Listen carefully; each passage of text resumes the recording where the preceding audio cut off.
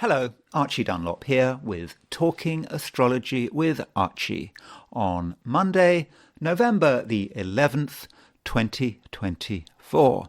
So, obviously, this video is going to be about today, Monday, November the 11th, from a perspective of astrology and the I Ching.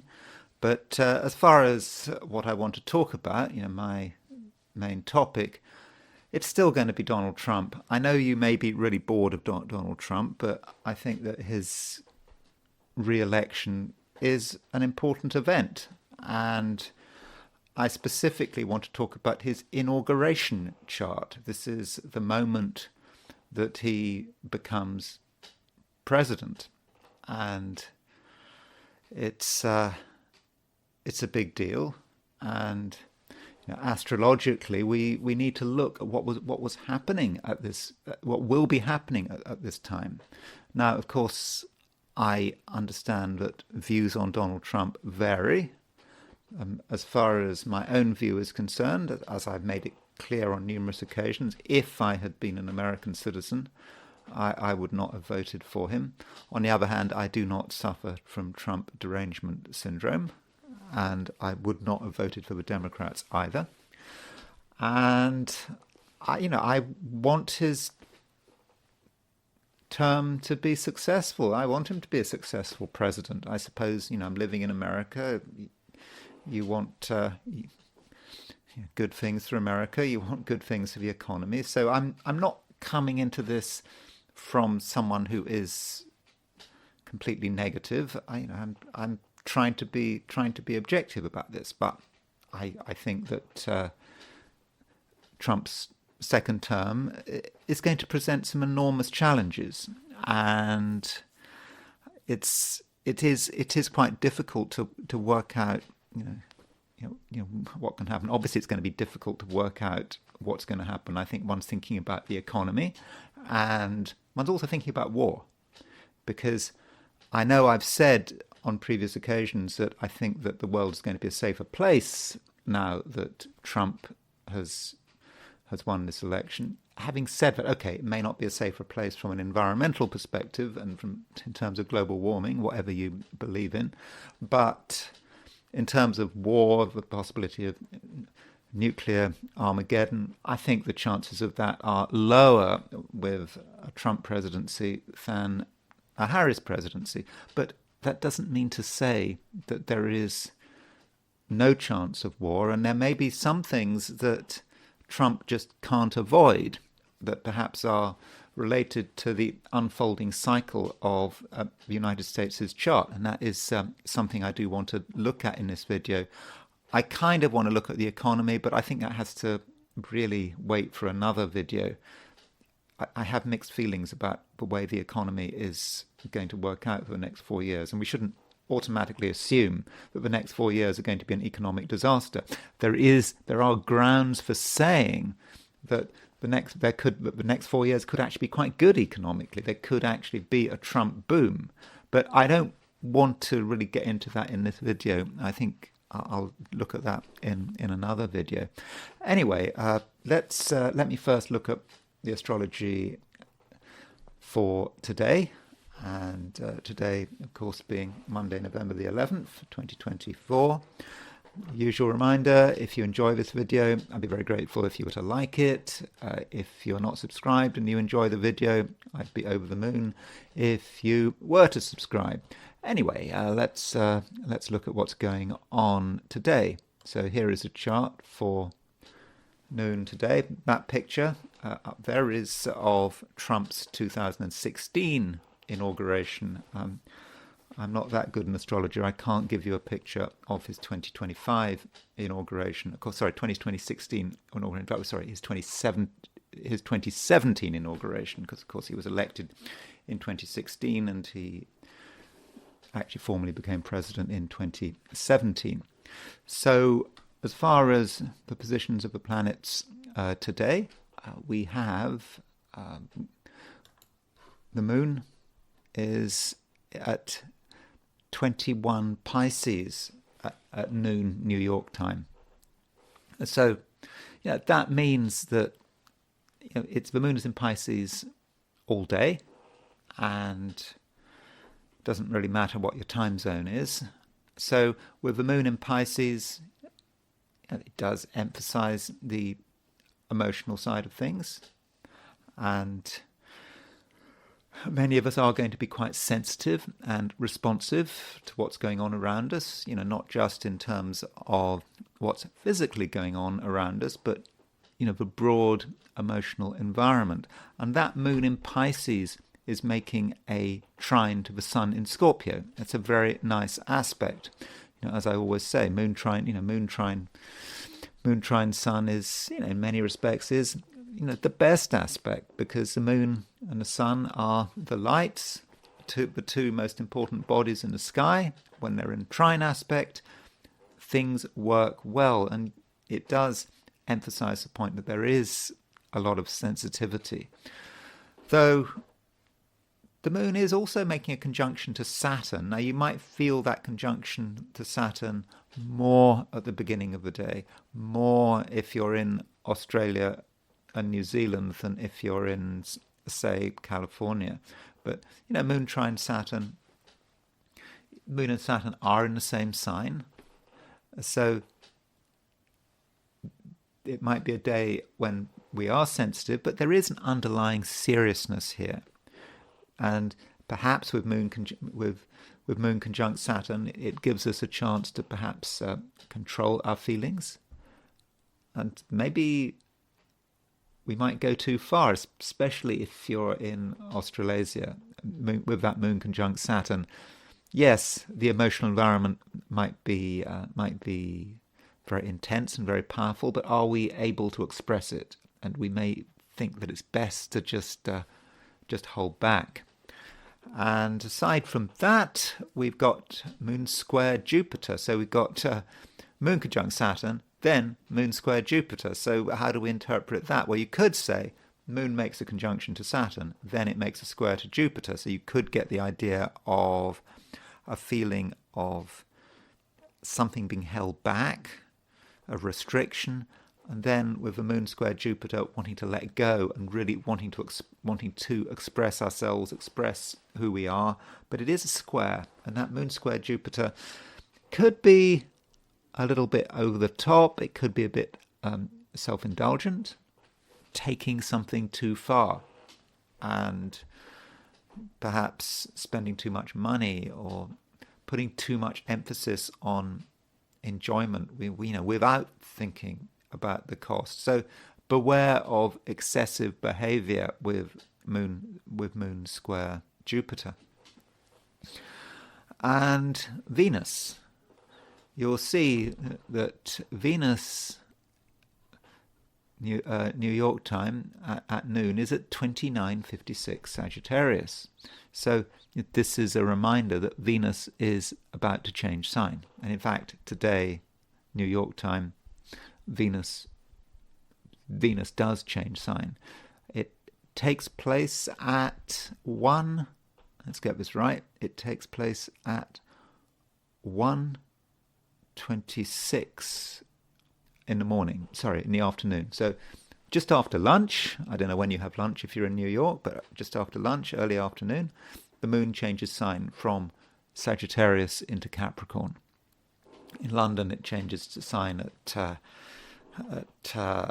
6:26 in the evening. If you're in Australia or New Zealand, then tomorrow morning, Venus will move into Capricorn, Tuesday morning. So Venus moving into Capricorn is an important change. We've also got Venus is actually on the solstice point, because Venus is conjunct 0 degrees Cancer, which is, of course, the sun is at 0 degrees Cancer at the time of the winter solstice, and so Venus is therefore square the Aries point. So that does make Venus prominent. I mean, it is prominent even before it crosses the solstice point, because it is so close to the solstice point. So it is a Venus solstice point kind of day, Venus square the Aries point as well. So by definition, that means that the world at large appreciates Venus.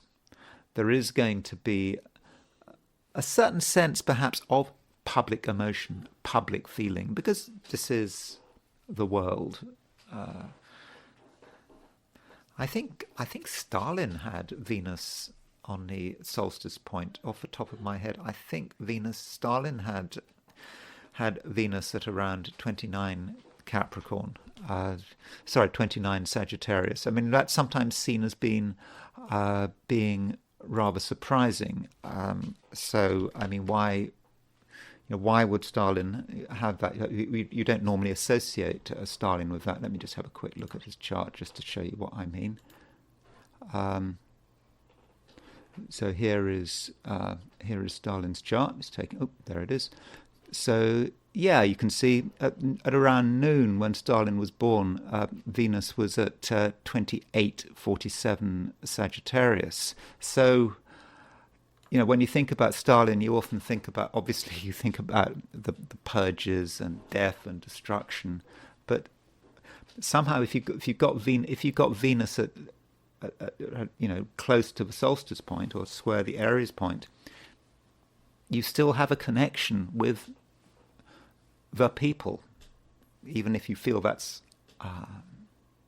not a good thing. And when Stalin died, everyone was very, very sad, and I don't think those tears were just a front.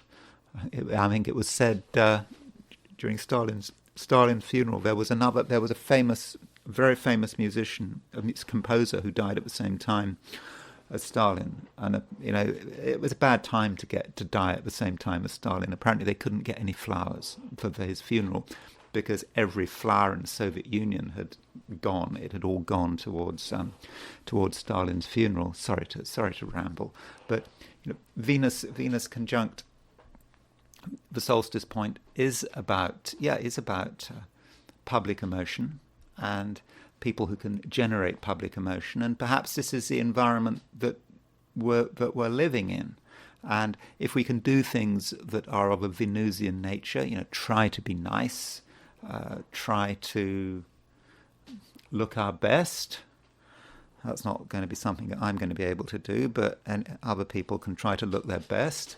And if you can look your best, you're kind of in tune with what's going on in the world, what's going on in the environment, and that is perhaps going to help with Venus on the Aries point. And then Venus does move into Sagittarius, so Venus moves into Capricorn. So Venus moving out of Sagittarius into Capricorn, that is important, not least because Venus is moving out of a fire sign into an earth sign. We are in an environment where there has not been much Earth, unless you count the transpersonal planets of Uranus and Pluto. So with Venus moving into Capricorn, things are more grounded. People are not so sort of pie in the sky, and the numbers have to add up. And Venus in Capricorn is also more understated from Venus in Sagittarius.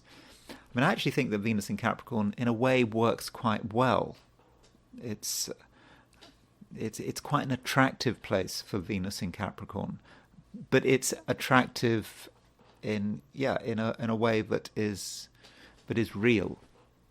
It's not about gloss and, I don't know, loads of makeup and plastic surgery and all that kind of thing. It's a real kind of attractiveness with Venus in Capricorn, and it doesn't have to be forced. And it's being down to earth about who we are and being down to earth about how we present ourselves. And also in terms of money, Venus is the planet of money, is in Capricorn, and so some of us are going to feel it is a time to be careful with money and to be reasonable with money, and not to blow things on extravagances. Although I do understand that we do have Moon square Jupiter at the moment, so Moon square Jupiter there is that Moon square Jupiter which takes place. Just the exact Moon Jupiter square is going to take place just before Venus moves into Capricorn. So I suppose about Moon square Jupiter, that might be about being extravagant and then suddenly realizing as Venus moves into Capricorn that's maybe not such a good thing to be doing. So that's the position of planets from the perspective of New York. Moon at 21 Pisces. Looking at it from a viewpoint of Sydney, Australia, quickly, you see, remember, Sydney, Australia is a representative of Australasia. It's it includes East Asia, and so from a Sydney, Australia, noon at Sydney, Australia, the moon is earlier. The moon is at 12 degrees Pisces, and so the moon is right conjunct Saturn. So that's what I was saying, that if you are in Australia or New Zealand, I think that moon conjunct Saturn is going to be more prominent. And it actually sort of picks up on the fact that the moon is moving from a square to Mercury to a conjunction of Saturn. So if you're in Australasia or Eastern Asia, I think it's going to be a more serious day, and perhaps not such an extravagant day than, say, if you're in, say, compared to, say, if you're in the Americas. Turning to the heliocentric picture, putting the sun at the center of the solar system. It's always good to get a different view. So Monday at noon, here's the heliocentric picture. Remember, there's no Earth in this chart because there's no sun in this chart because it is from a perspective of the sun, and there is the Earth at 19 Taurus. You can see that the Earth is separating from a sextile of Saturn. I think that Earth sextile Saturn, it's still going to be there to some extent. I don't think that we're necessarily going to be feeling it to any great extent, but I think with Earth sextile Saturn, maybe that allows us to be sort of down to earth, and maybe it chimes with the fact that we've got Venus moving into Capricorn and perhaps the moon making a conjunction to Saturn. So I think that Earth sextile Saturn is a somewhat stabilizing influence. I would have thought that's the main thing to report, except the fact that Mercury is trine Jupiter. So Mercury trine Jupiter, remember, it's a heliocentric trine. It's not a geocentric trine. It won't show up in a regular horoscope. So Mercury trine Jupiter heliocentrically is, I would have said, quite a pleasant aspect. It allows us perhaps to be positive and to see possibilities. Perhaps some of us recently have been a little bit negative, and we haven't appreciated the news flow. But Mercury trine Jupiter can get us in touch with possibilities. Also, we have got Venus semi-sextile Pluto. Now, that Venus semi-sextile Pluto takes place geocentrically and heliocentrically, because as the planets go out, the difference between their geocentric position and their heliocentric position is less and less. So we know that geocentrically, Pluto is just about to move into Aquarius. Heliocentrically, it already is in Aquarius. And so heliocentrically, Venus in Pisces is sextile Pluto. Geocentrically, semi-sextile Pluto. Geocentrically, Venus in very late Sagittarius is sextile Pluto in very late Capricorn. So there is that Venus semi-sextile Pluto feel to the day. And I know it sounds a minor aspect, but as it's both a geo and a helio aspect, I would have thought we might feel it. Venus is emphasized, and it perhaps emphasizes some of the intensity of Venus when it's connected with Pluto. There could be jealousy today. There could be powerful feelings. There are going to be powerful feelings anyway, because the moon is in Pisces and it's trine the sun. But some of those feelings are going to get very strong, and they might be hidden. And we perhaps have to be a little bit careful about our own and other people's feelings with that Venus semi-sextile Pluto.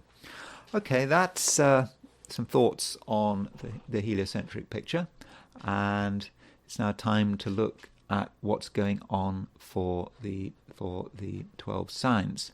So these are my forecasts for the 12 signs for today, which is Monday, November the 11th, 2024. Aries. Aries, you may feel that it's just not quite the right time. You may feel that something is being held back. You'd like to do things. There are things you're looking forward to, but as you move into Monday, you're thinking, where is the opportunity, and where is the application? And however assertive you feel, however keen you are to make things happen, there just may not be the opportunity. So don't be in too much of a hurry, and also consider that things are going to change. The moon is in Pisces. Tomorrow the moon will be in Aries, and with the moon in Aries, that's going to give you the boost that I think that you are looking for. I think that you really want it to happen, but now is not the time. Also, some Arians may be concerned about talking too much and revealing too much. That's not normally a concern of the average Aries. Aries is quite an open, upfront sign, but today you're just wondering what would happen if you were to be too honest. I think if you were to be too honest, you might undermine yourself. Or it's possible that you might give away a secret. Your secrets matter. We've all got our secrets, and sometimes it can be a good idea to reveal a secret, and other times maybe not so much. And I suppose I'm not an Aries. I've got the moon in Aries, so I do have a certain impulsiveness to me, which may not always be obvious, but I suppose in terms of making videos every day, I sometimes sort of give away things perhaps about myself, and I'm wondering, well, should I have said that? About how my thought processes work and what my private feelings are and my private opinions. Sometimes I think I've gone too far. Very occasionally I will take something I say and I will just think, is that really the right thing to say? Then I'll cut it out occasionally. But, at the moment, Aries, I don't think that honesty is necessarily the best policy. I'm not saying dishonesty is a good policy, but I just think that too much honesty could potentially undermine you. Now, one thing happening at the moment is Venus is moving into Capricorn. Now, it moves into Capricorn over the course of the day and into tomorrow, and it just does depend on your time zone. But it is an important change, Venus moving into Capricorn. And it is an important change for you because Capricorn is an angular sign from your perspective. It's a very high profile sign. And, with Venus moving into Capricorn, Aries, I think that you are going to, over the next few weeks, when does Venus move into, how long does Venus stay in Capricorn for? Venus moves into Aquarius on the 7th of December, Pearl Harbor Day. So until the 7th, so that, for the next, 3 weeks, until early December, with Venus moving through Capricorn, I think that you are going to be aware of yourself, and you're going to be aware of what you look like and how you occur to people. And okay, Venus is in Capricorn, it's not in Aries or Leo, so sometimes with Venus moving through the 10th house, in a sense there is a 10th house relationship with Capricorn has a 10th house relationship to Aries.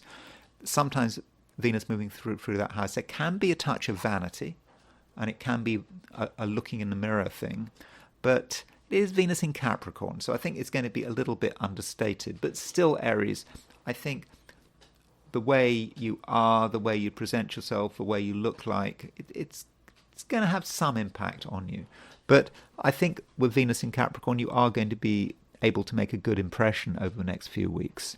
And Venus is moving into a part of your horoscope, but is often connected with work and career and business and status. And so with Venus moving into this part of your chart, I think that you can do well in terms of whatever you're trying to achieve. And if you're looking for new responsibilities, if you're trying to impress someone, I do think, Aries, that you really will be able to do it. Now, as far as relationships are concerned, it may be that if you're looking for someone new, or you're looking for whatever reason, new relationships for whatever reason, it may be that high-profile settings are the way to find people. So if you're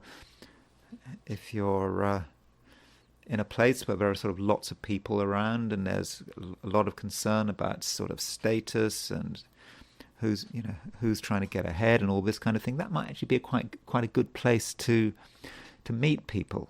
And there may be an emphasis on working relationships. So, where there's business, where there's work, where there's constructive activity, there is a possibility that you can find someone who is on your wavelength. Yet, Venus is making a semi-sextile to Pluto, both geocentrically and heliocentrically. So when you're with people on a one-to-one level today and tomorrow, do take them seriously and don't make assumptions. And things are not straightforward. I mean, you should understand that anyway, because with Moon in Pisces, Moon in Pisces making you perhaps more secretive than usual, but do respect people, and do understand that they do have powerful feelings, and that you can't necessarily take things for granted. Taurus, Venus is changing sign, and that's always an important event, because obviously Venus is your ruler. So we track Venus. We want to know what Venus is doing, and so Venus is moving from Sagittarius to Capricorn. It might happen as early as lunchtime, or even late morning if you're in California. That's possible. It could happen tomorrow morning if you're in Australia and New Zealand. So it kind of depends where you are, but one way or another, today or tomorrow, Venus is certainly moving into your moving sign from Sagittarius into Capricorn, and I would have said that is actually a good thing. Capricorn, in general, is a sign where Venus works pretty well, and I think that you're going to find that you just generally feel more comfortable, and I think also you're going to feel more confident. Over the last couple of weeks, Taurus, there have been times when I think you've been quite introspective, and you've been trying to sort of think things through, and at times things might have felt a little bit complicated. You didn't want to discuss them, and there was a lot to work through. And now with Venus moving into Capricorn, there may be a certain sense of freedom, that suddenly you've got possibilities. There are things you can do now which you weren't able to do a few days ago, and so that perhaps perhaps now over the course of November and into early December, it's a time of perhaps exploration, when you can be trying out new things. You might be interested in travel. I'm not saying that you should travel, and there are many different ways of traveling. If you've watched these videos consistently, travel is something that I'm not necessarily a fan of. I mean, you have to think of the environment. You have to think about the melting of the ice cap, and I know you might think, well, it's a plane full of people. What's one more passenger going? What difference is one more passenger going to make? Well, if enough people started cancel their flights because they were concerned about the environment, then if enough people didn't fly because they were concerned about their environment, planes wouldn't have to fly, would they? Anyway, and we've got Zoom and internet. It's pretty unnecessary, but still, that's just my prejudice.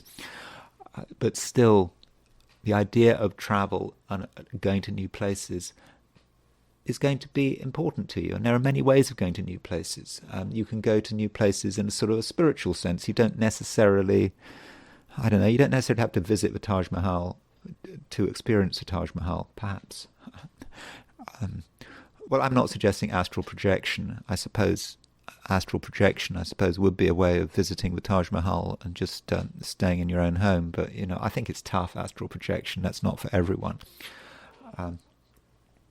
So exploration, however you want to explore, okay, I would recommend that, planes should be avoided from a moral point of view. Again, that's just my perspective, but it is a time of exploration, and it's a time when you can discover new things, and also look at who's around you. You don't want to necessarily always be with the same old people.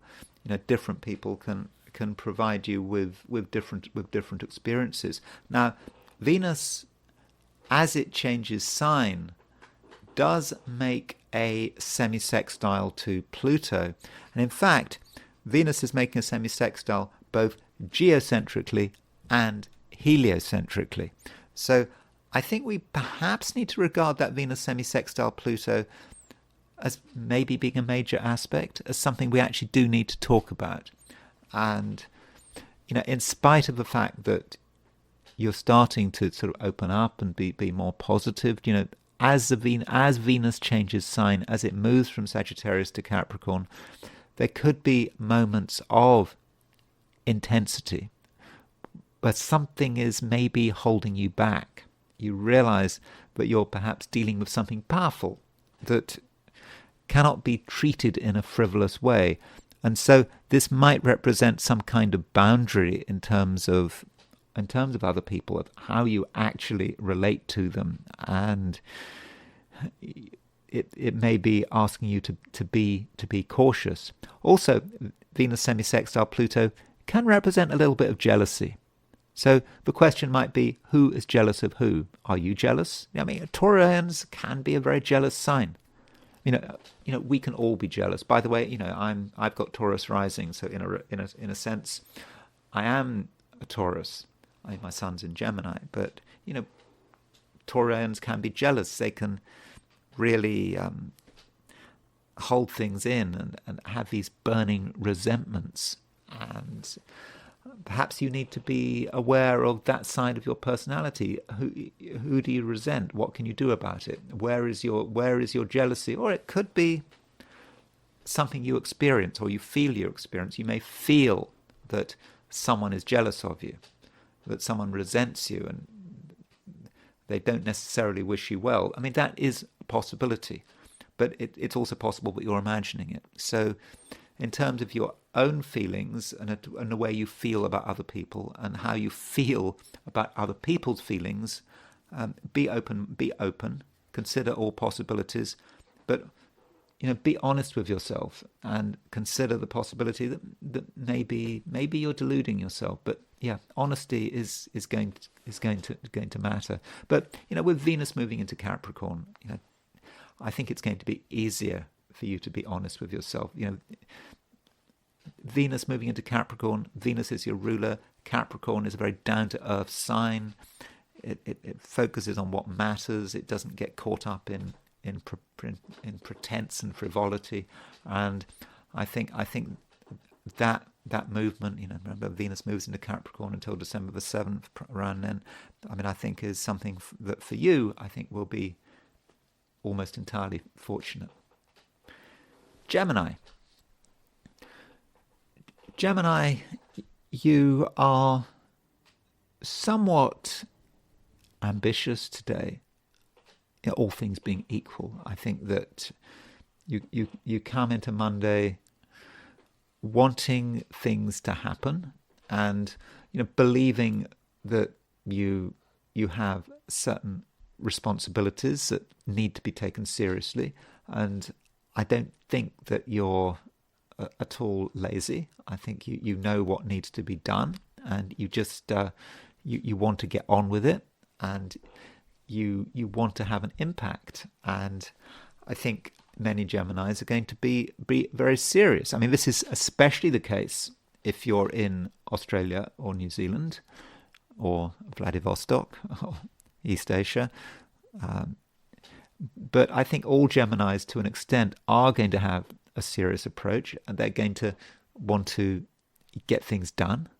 And to begin with, you may not be a bundle of laughs because of your serious because you do have quite a serious approach, and you perhaps feel that certain things have to be achieved by a certain date or by a certain time, and you just want to get on with it. Now, the moon is making this conjunction to Saturn, and as I said at the beginning of this video, there is a exact conjunction between Moon and Saturn at noon in Sydney, so it's very much the beginning of the day, Australia or New Zealand, where that Moon conjunct Saturn is at its strongest. Not so strong if you're in California, but I think the influence will still be felt because the Moon and Saturn are going to be in the same sign. And so the Moon, having made the conjunction to Saturn, will then move on to making a square with Jupiter. Now, I actually think that square to Jupiter may not be such a problem. Yeah, there's always the possibility of overindulgence, taking things too far. But I just think that in your case, that Moon square Jupiter could actually work quite well. You're going to have a sense of what you want to do, not just in a serious sense, but also in terms of your vision for the future. And you can combine seriousness and optimism. Indeed, seriousness may actually give way to optimism. Perhaps you need to be serious to understand what is possible. And once you understand what is possible, you take the view, well, yeah, it can happen. And you can be happy that it can happen. And so it's quite possible, actually, that in the end, you may be able to transmit your optimism to other people. But not everyone is going to listen to you. I mean, ideally, we're talking about serious people who understand your potential, who understand who you are, but you can certainly present a powerful message to those who've got the ears to hear. And of course, not everyone has got the ears to hear. Now, the big sign change over the course of the day is Venus moving into Capricorn. And I think that, this in a way should be discussed for every sign, and it's going to affect some people differently from others. Now, Venus has been moving through Sagittarius for the last few weeks. So, Venus has been in your opposite sign, and, you think, well, Venus in Sagittarius, that is sort of about relationships. Sagittarius is your opposite sign, after all. But Venus moving out of Sagittarius does mean perhaps a little less emphasis on relationships, at least the side of relationships which is perhaps the easy side, just relating to people in a sort of happy-go-lucky way, Venus in Sagittarius. Then, Venus moving into Capricorn, and as it moves into Capricorn, Venus does, of course, make a semi-sextile to Pluto.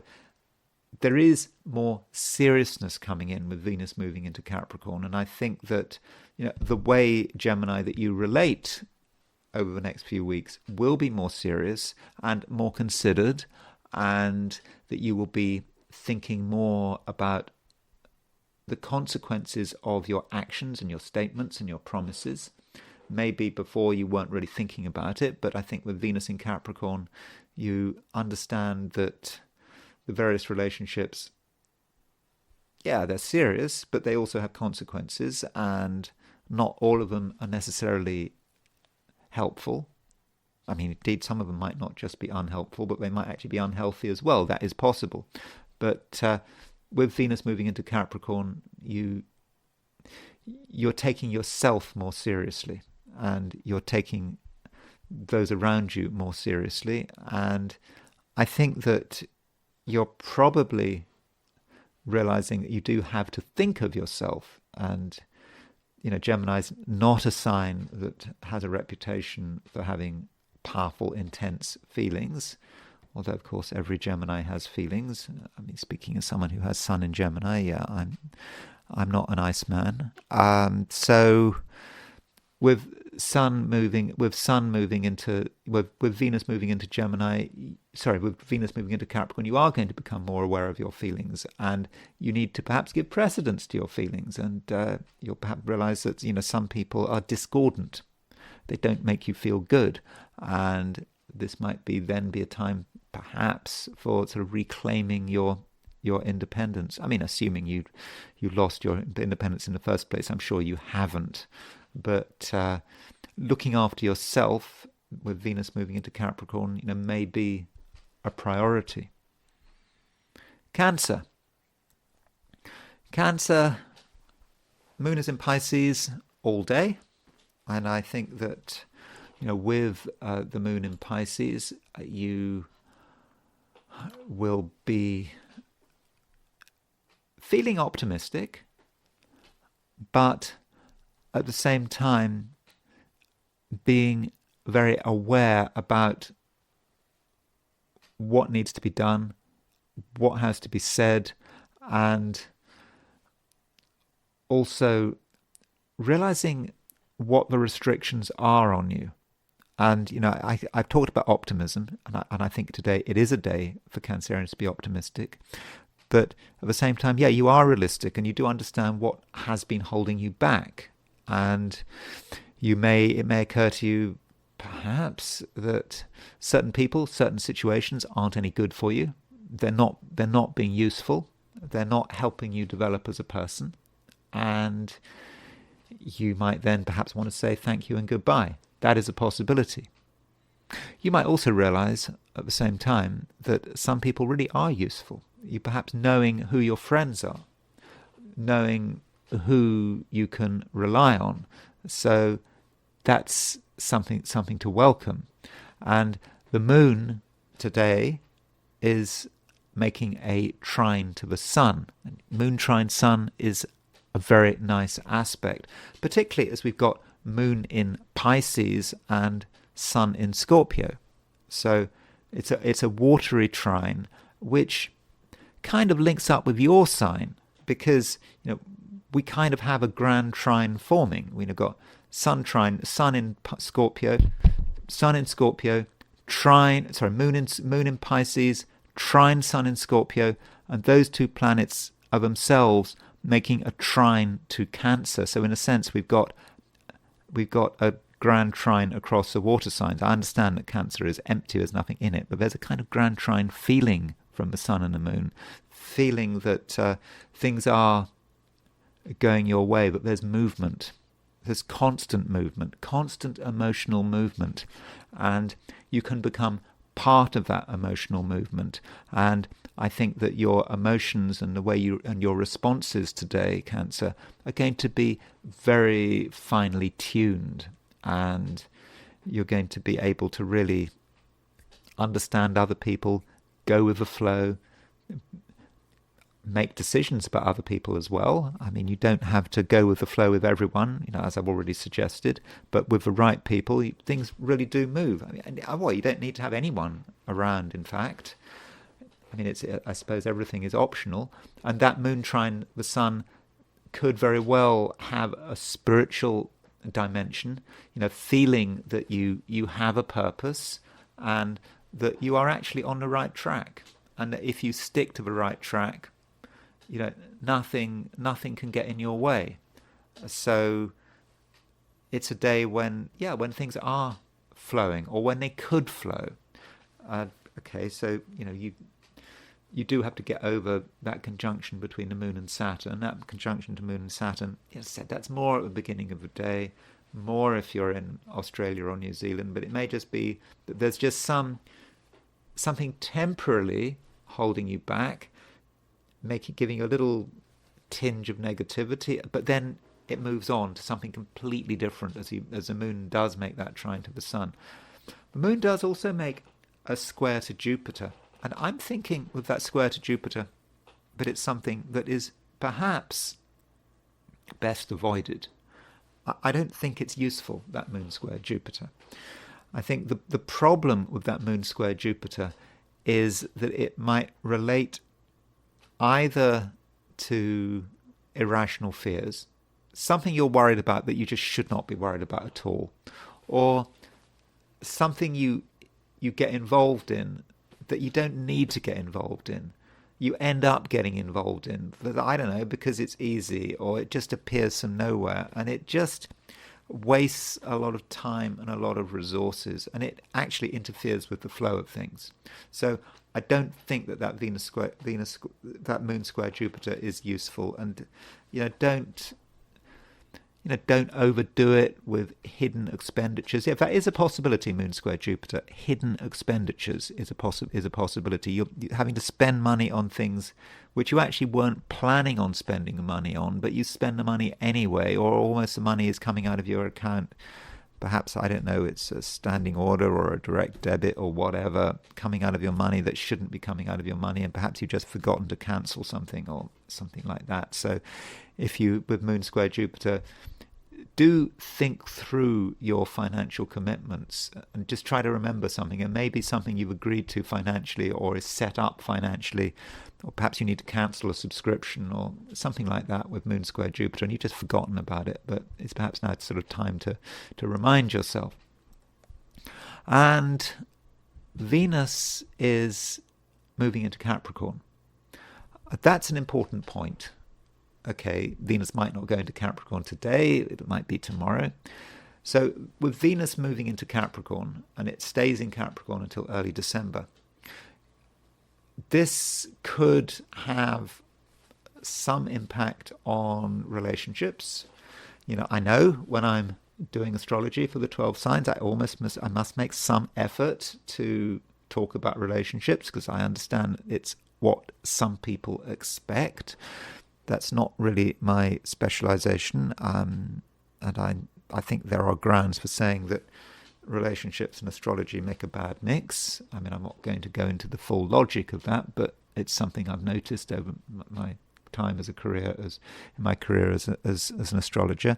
But still, with Venus moving into Capricorn, I think relationships may well be emphasized, and it perhaps allows you to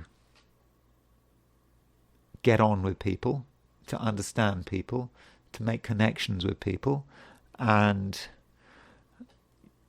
you need to look around, who is available, who might be available. And I'm not just talking about romance.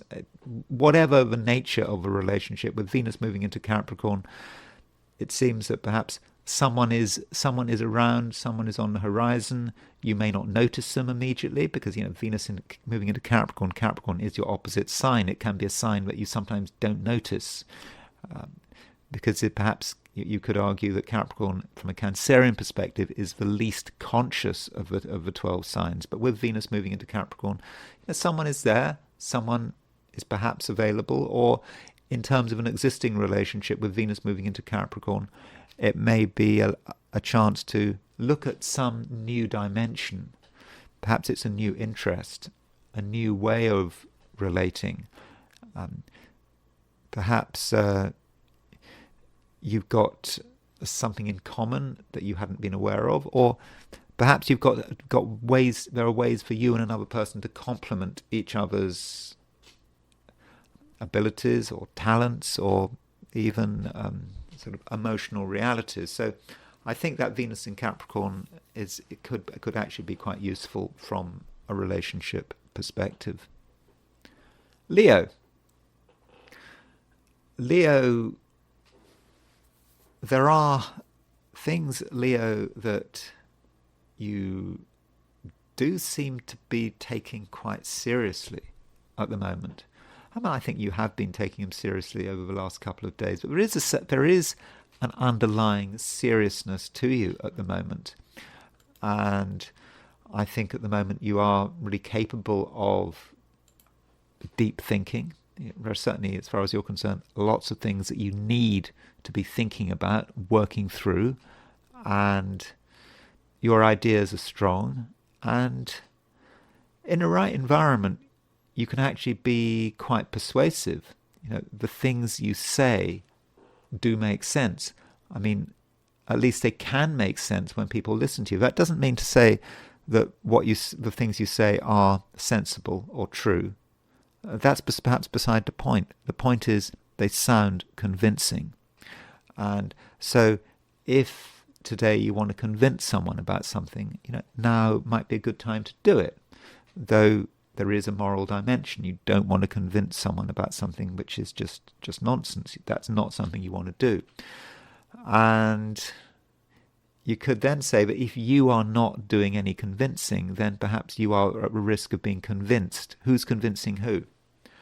And so if you find yourself being convinced about something, well, consider the possibility that it's not necessarily the case, that there may be a certain sense of, I won't say deception, but perhaps just a bit of a twisting of the facts. Now, in terms of your general stance, the moon is moving through Pisces. And so with the moon moving through Pisces, I think that it's a time when, in some respects, you're not entirely yourself. You're not entirely a typical Leo.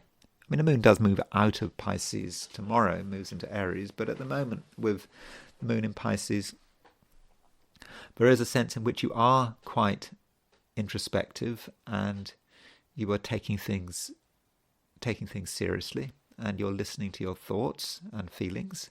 And fortunately, this moon in Pisces is making a trine to the sun in Scorpio. So that's very nice, that moon trine Scorpio. And perhaps this trine is telling you how best to use today's opportunities. I think that you will be on best form when you are somewhat removed from other people and their problems. I think you do need a lot of space right now, because in your own space, when things are under control, I think you really can flourish. And I think flourish, I think in all my horoscopes, my daily horoscopes, I've never used the word flourish before, but I think you can flourish. And you flourish in the right environment. And I suppose you think about plants, don't you? I mean, certain plants will flourish in certain places and they'll sort of wither away in other places. And so you have to kind of treat it like that. You need to be somewhere where you are supported, where the temperature is right, where the humidity is right. I mean, if we use this plant analogy, you find that place, and I think that place is probably just right where you are. You are where you can flourish.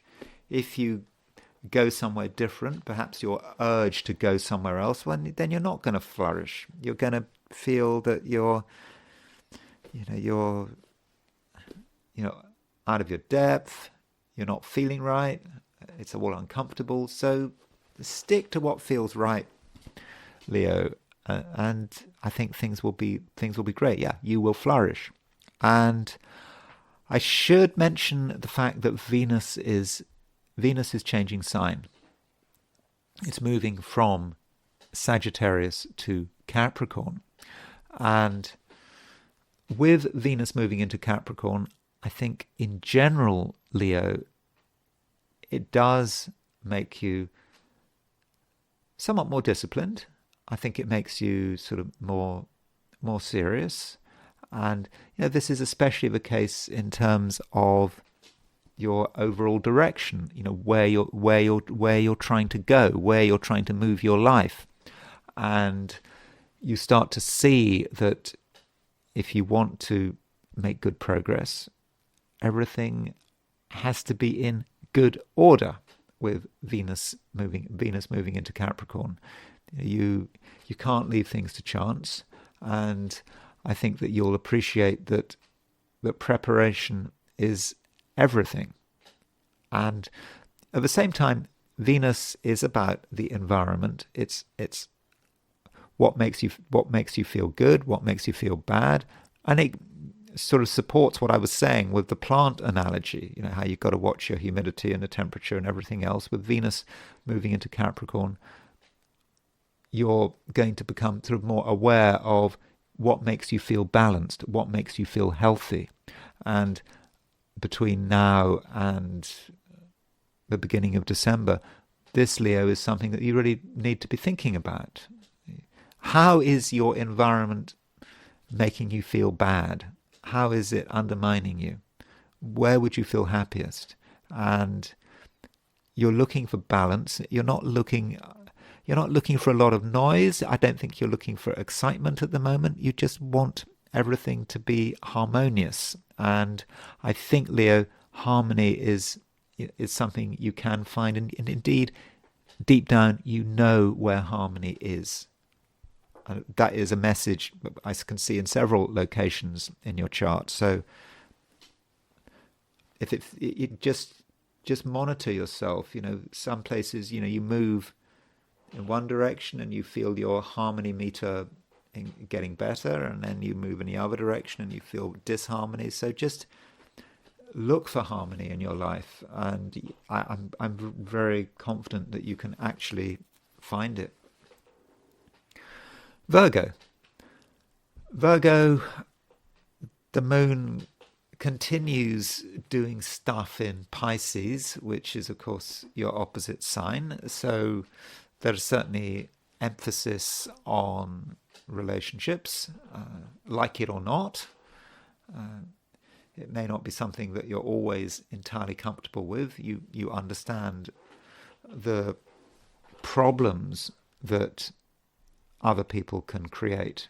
And, you know, sometimes these problems can be substantial. So, in a sense, you're working with other people and the issues they create. I suppose in certain cases you might have to be cleaning up after other people's mess or disruption they've caused, but so in that sense it's not especially satisfactory. But it's just something that you feel that you have to go through, and it's not going to last forever.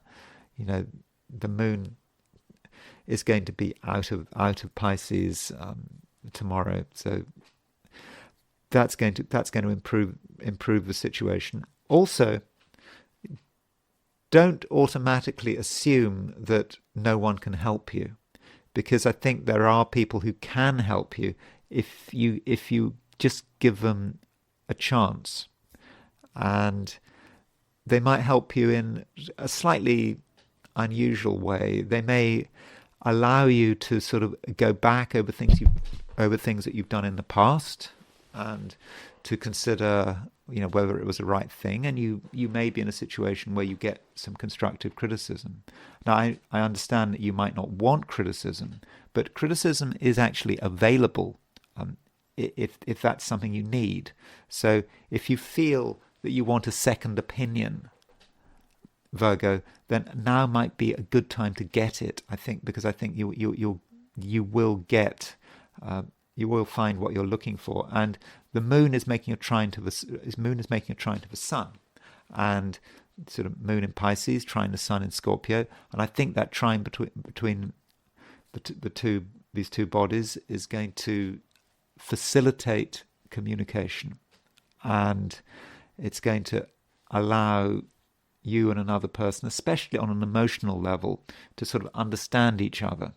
And yes, information can also pass, and information can take, you know, many different forms, and it's not just something that is sort of verbal and factual. But I would say, Virgo, that today you can't expect fast progress. You'd like things to move quickly in some ways, but they're not. And you may find that some people want to hold on to the past too tightly. They feel that, the future is dangerous, is insecure, and they'd rather stay where they are. And that's something you're going to have to manage. It may be that if people are too stuck in the past and refuse to change, refuse to accept the reality of change, it may be that in the first instance you have to leave them behind. Or it's possible that you give people a little bit of a chance to work things out, that you just be patient but not too patient, especially when you're dealing with people who seem hesitant. Perhaps they've got good reasons to be hesitant. Perhaps they just need to work out what to do next, and they just need a little bit of support. Now, the main thing going on today astrologically is arguably Venus moving into Capricorn. So Venus moves out of Sagittarius into Capricorn today or tomorrow, depending on your time zone. And with Venus moving into Capricorn, you can feel a sense that complications maybe are starting to ease at some level, because you've had Venus in Sagittarius for a long time, and well, not a long time, but just a few weeks. You've had Venus in Sagittarius. So with Venus in Sagittarius, you perhaps have, at least on a emotional and aesthetic level, perhaps been rather focused on the familiar. You've wanted things to be familiar. And with Venus moving into Capricorn, you might actually start to be becoming more adventurous, but in quite a sensible way. The adventure, of course, starts with you, and it starts with, what you're capable of doing. You're not just going for any random adventure. You're going for an adventure which relates to, what you can do, what you can put out, what you can indeed create. And I think with Venus moving into Capricorn, it represents a few weeks, and because Venus moves out of Capricorn, moves into Aquarius on I think December the 7th or something like that. And so with Venus moving into Capricorn, there is a sense of, what you can do, what you can create, what you can make, and it's also a time to be enjoying yourself, but in a very down-to-earth way. It's not enjoying yourself in some crazy, ill-disciplined way. It's about just being very down-to-earth about it, and perhaps having, at the same time, a somewhat earthy sense of humour, an earthy sense of fun. I mean, that is possible with Venus moving through Capricorn, but it's not the kind of enjoyment and creativity that you have to pay for. It's available to you. It comes from your soul, and so that's something that I think it would be worth your while tuning into. Libra, Venus is changing sign. Venus is moving out of Sagittarius, and it is moving into Capricorn. And I don't think that's such a bad sign change. I mean, it's I think is an important sign change, because Venus is your ruler, and we do have to look at what Libra is doing, and so it's crossing the solstice point of 0 degrees Capricorn, and moving from Sagittarius to Capricorn. And we can look at this sign change in many different ways. I mean, one way of saying it is Venus is moving out of a fire sign and into an earth sign. So you could then say that you're perhaps going to become more grounded, and you're going to regard security as being more important, as perhaps even the most important thing there is, and that could say something about what's happening to you over the next few weeks while Venus is moving through Capricorn. I think Venus moves out of Capricorn into Aquarius on December the 7th. And so with Venus moving through an earth sign, you're going to value security, and you're going to want to know that there is secure ground under your feet. Perhaps recently that hasn't been so important to you, but now it is important to you. Also, Venus is moving from a Jupiter-ruled sign, Sagittarius, into a Saturn-ruled sign, Capricorn. Again, there is a certain amount of seriousness there, and you're perhaps going to look at the world in a different way. You'll realize that certain things need to be done. You do have to look after yourself, and you have to, for example, make sure the bills are paid, make sure that everything is in order, everything is in good repair. And when Venus moves into Capricorn, it actually has a rather special status, because Venus is in the sign of Saturn, and Saturn is in the, you see, Saturn's in Pisces. So Saturn is in Pisces, and so Saturn in Pisces is in Pisces is the sign in which Venus is exalted.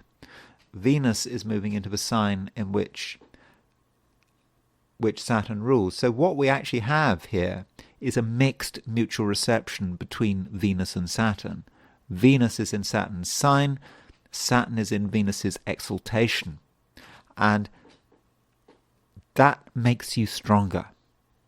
It allows you to really, really ground yourself and feel secure, and feel that you can put yourself in a position, where you can't be harmed, where however difficult things are outside, out there, you can protect yourself and you are looked after.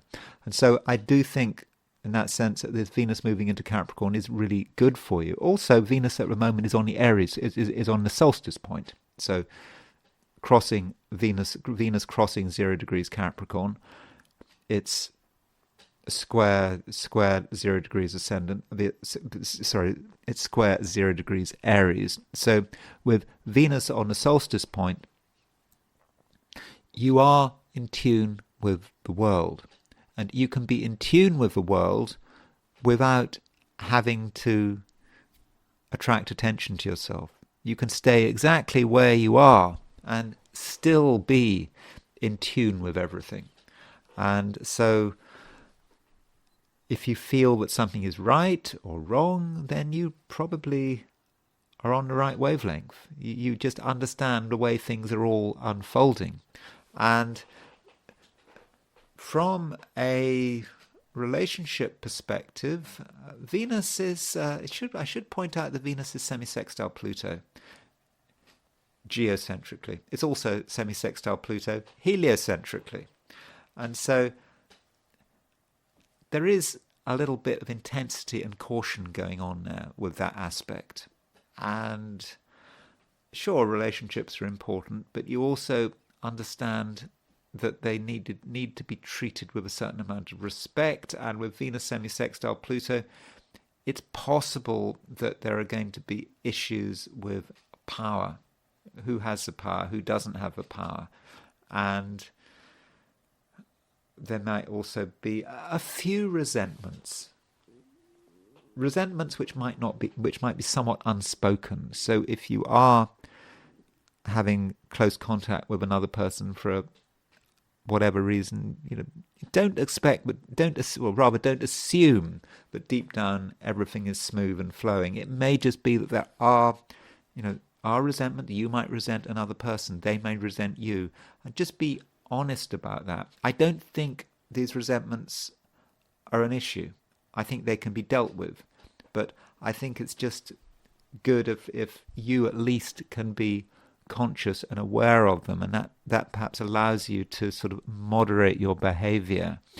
And perhaps even if you can understand what another person might resent, then it's easier to treat them in the right way. Okay, you might take the view that it's not nice if someone resents you, you shouldn't have anything to do with them, but sometimes you have to deal with people who resent you, and that's the way it is. And this resentment may just be temporary, but just accept it and just go with it. And of course, there may be no resentments at all. I don't want to create something that in reality doesn't exist. Scorpio.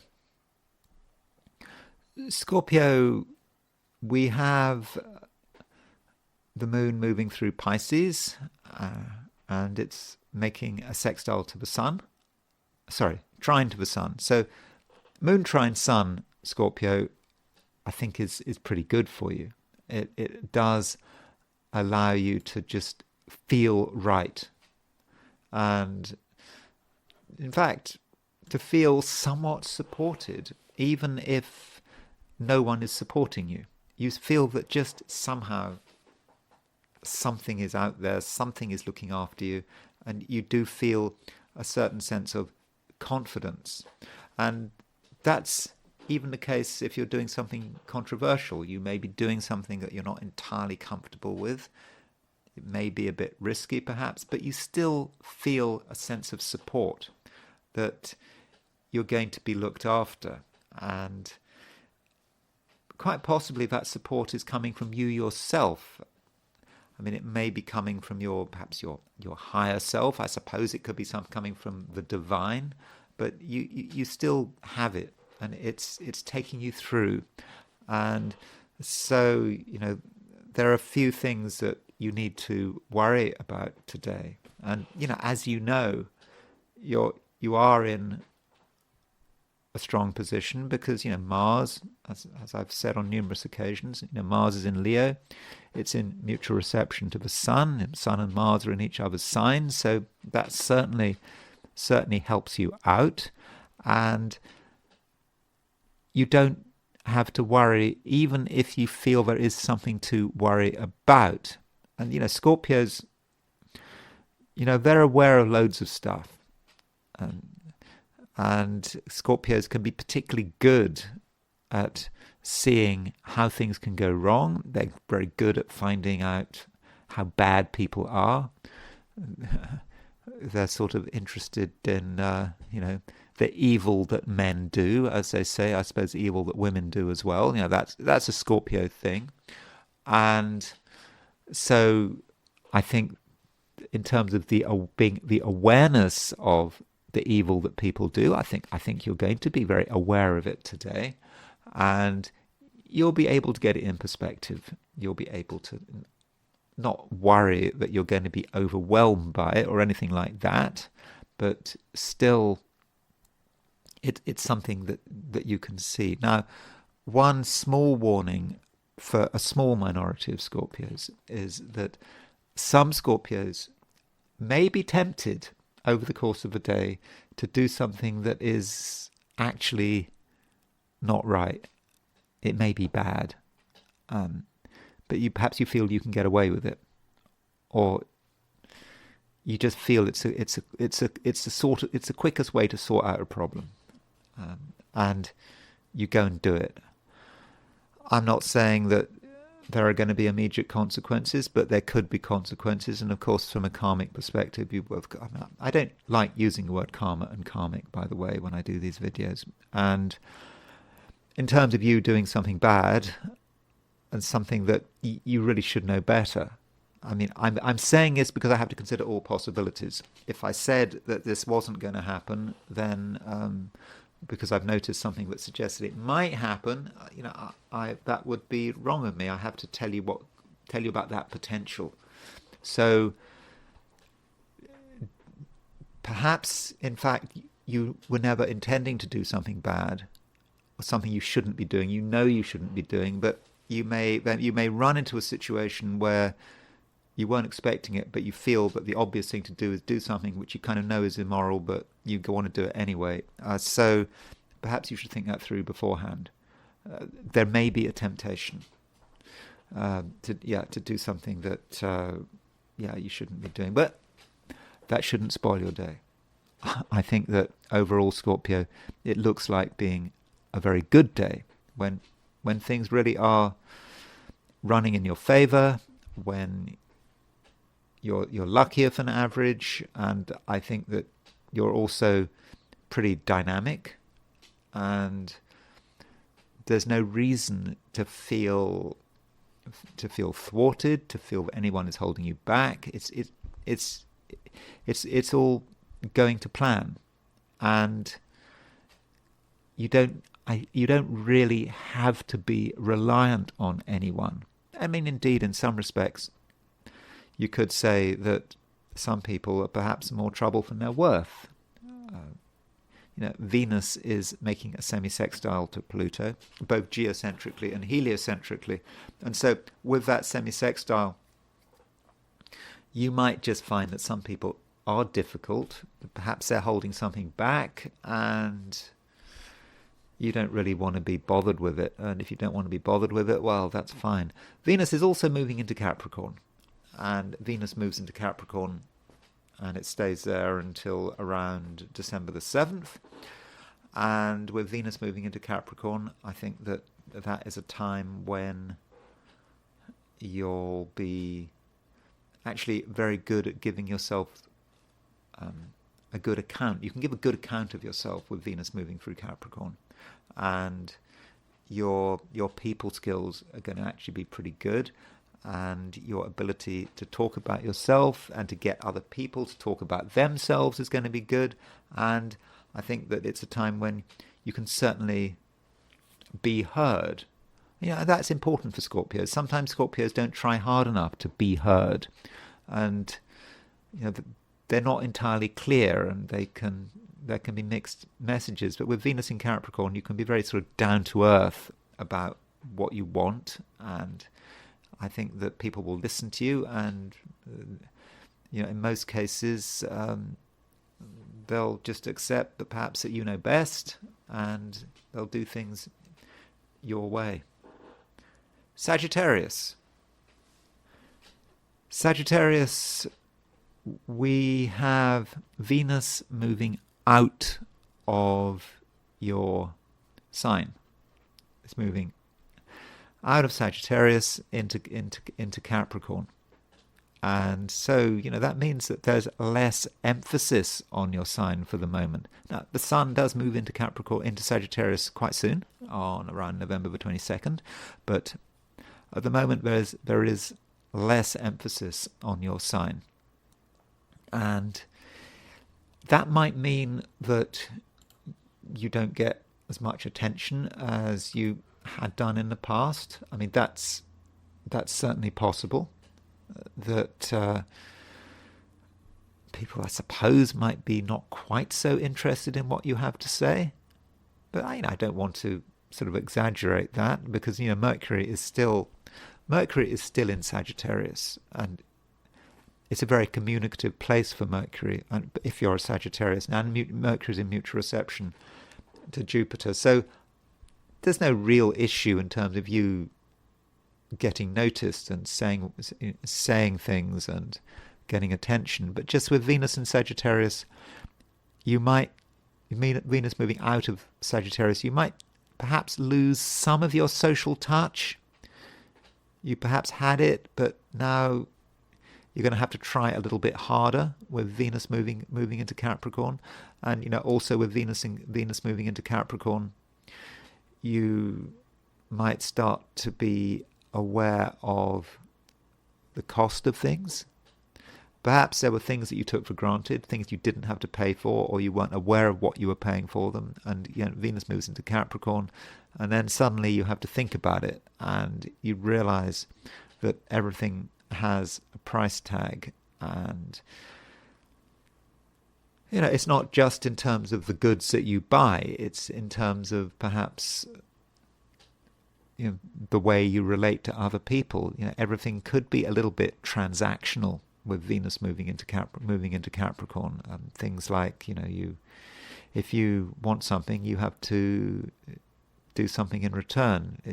So things are transactional, and if you want someone to help you, you have to be prepared to help them. So that certainly might be something that you're considering. And Also, Sagittarius, we have got Moon trine Sun. Moon trine Sun is certainly a nice aspect.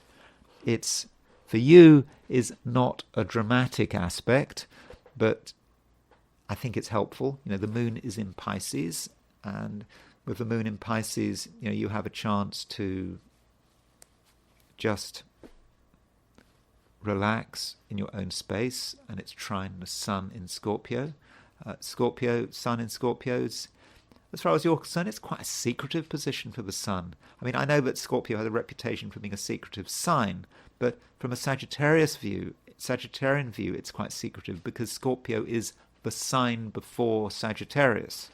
And the Sun, the Sun will eventually move into Sagittarius. In fact, pretty soon it will move into Sagittarius. But right now, just before it moves into Sagittarius, it's just not a time where you necessarily want to be particularly open. You just kind of want to keep some things to yourself, and that is absolutely fine. And you will get your chance soon enough to be free and open. But right now, there just are things that you feel that are best kept to yourself.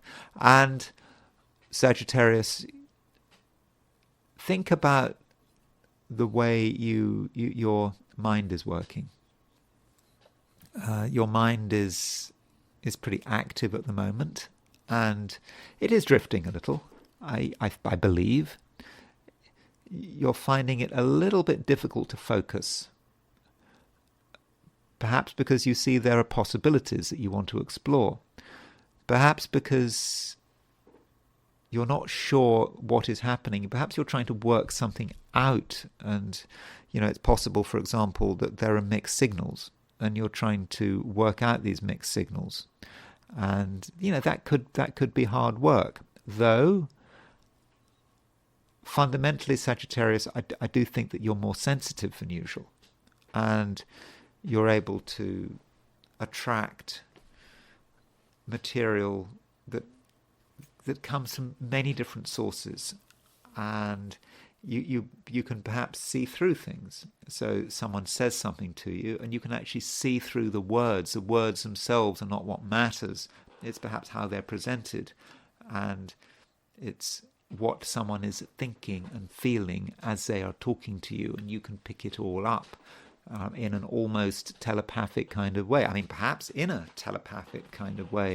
I suppose that depends what you believe in. I suppose telepathy is certainly in terms of people that believe in astrology, telepathy is not so controversial. I mean, I suppose believing in telepathy and believing in astrology, I mean, that's not such a leap of faith one way or the other. But Sagittarius, I do consider the possibility that you are more telepathic than usual, and you can maybe use your psychic powers to understand, what is happening. But understanding and action are two separate things. You can just because you understand something doesn't actually mean that you have to act on it. And maybe before acting on something, you should think it through and just consider the possibility that you haven't got the whole picture, and it may just take a little bit of time to really understand what is really going on. And it's only then that you can start to take the initiative. Capricorn, Venus is moving into your sign, and it stays in your sign until December the 7th. But in a way, Capricorn, you could say that this is the beginning of the Capricorn season. I mean, it's a bit early, perhaps, to be thinking about the Capricorn season. I mean, it's still early November, but of course, at the end of December, the Sun moves into Capricorn. But if you like, Venus in Capricorn is that first sort of reconnaissance scout moving into your sign, and I think that is something that for you is really pretty welcome. Finally, it's happening. Finally,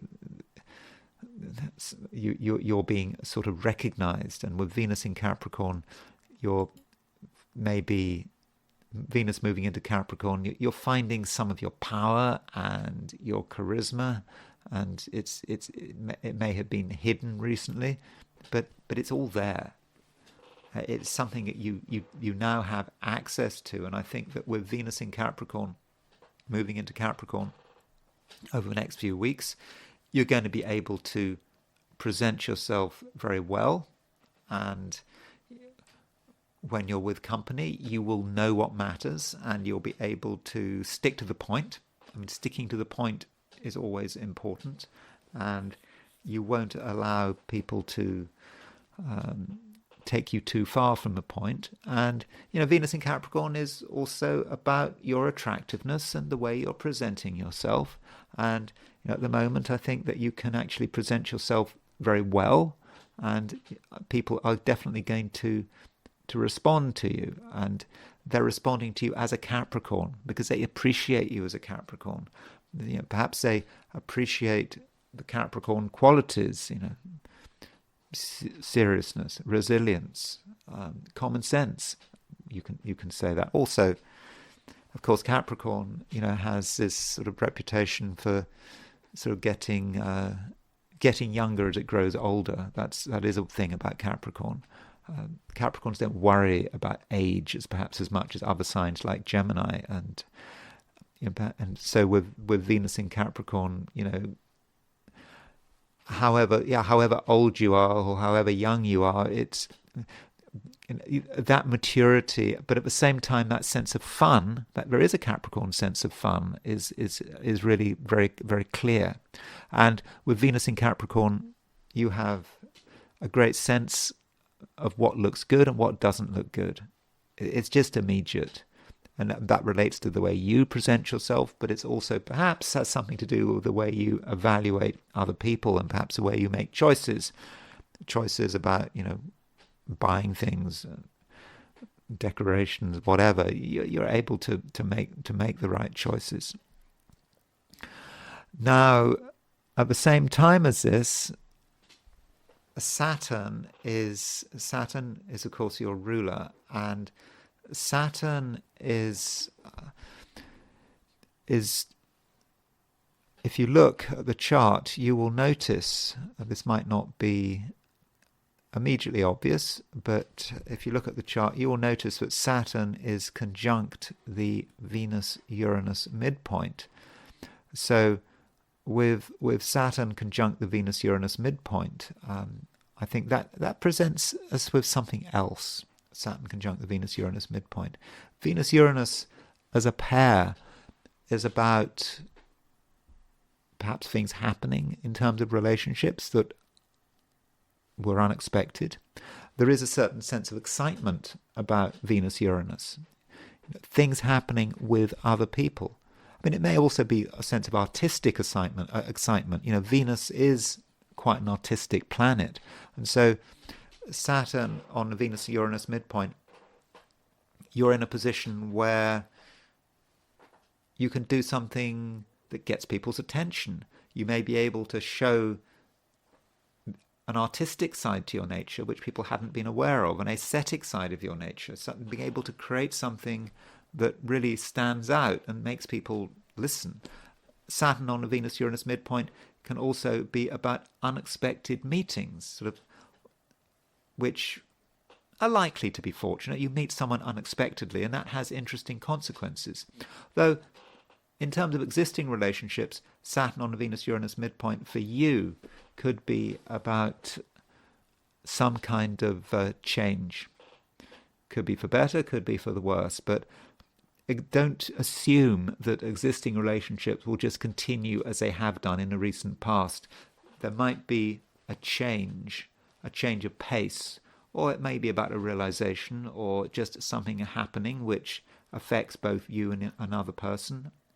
It certainly affects you both, but doesn't necessarily affect you in the same ways. So do be aware of that Saturn on the Venus-Uranus midpoint. I mean, while Saturn on the Venus-Uranus midpoint in general is perhaps not a particularly fortunate thing, I think that for you it actually is fortunate, and in most cases. And it allows you to sort of be different and to show a different side of who you are, and it allows you to be original. Though in terms of relationships, there could be a change, there could be a surprise. Aquarius.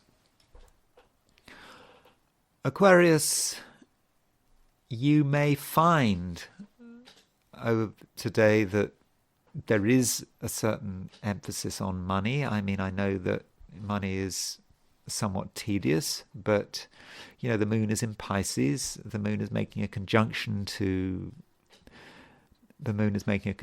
Saturn. I mean, that conjunction to Saturn, especially the case if you're in Australia and New Zealand.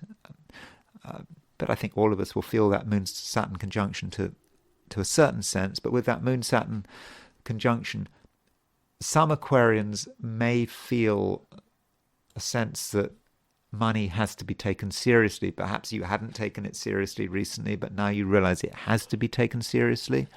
And you need to be consistent, because the moon doesn't just make a conjunction to Saturn, it makes a square to Uranus.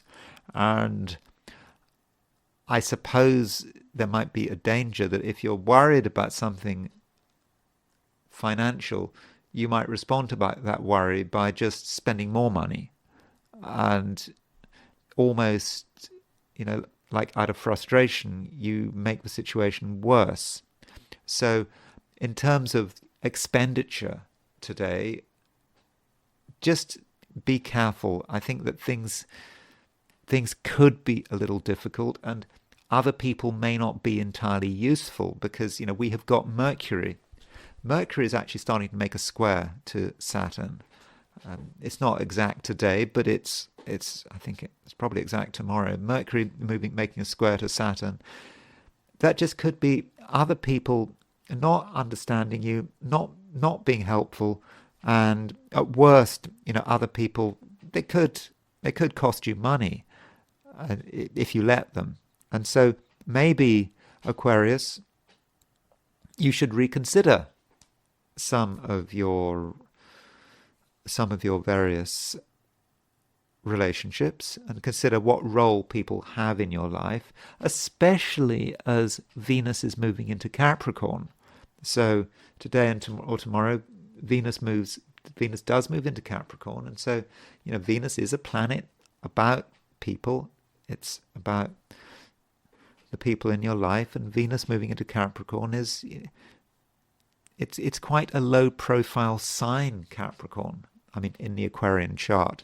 And so it may be that in terms of relationships and your social life, you just want to start cutting back.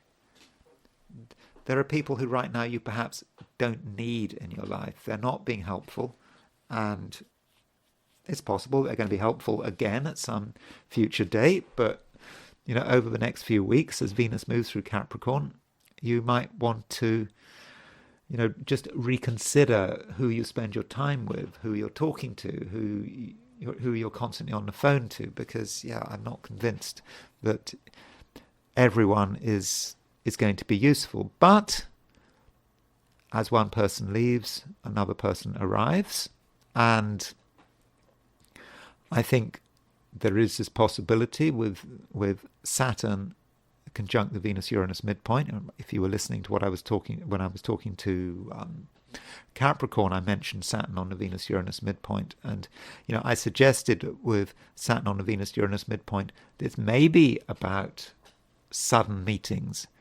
So perhaps you let go of someone and someone else comes in to replace them, or just something happens that you just weren't expecting. I mean, it may be unfortunate, but I think in most cases it will be fortunate. I think it will be a pleasant surprise. Though in terms of money, we could say that with Saturn on the Venus-Uranus midpoint, it is possible that someone springs a financial surprise on you.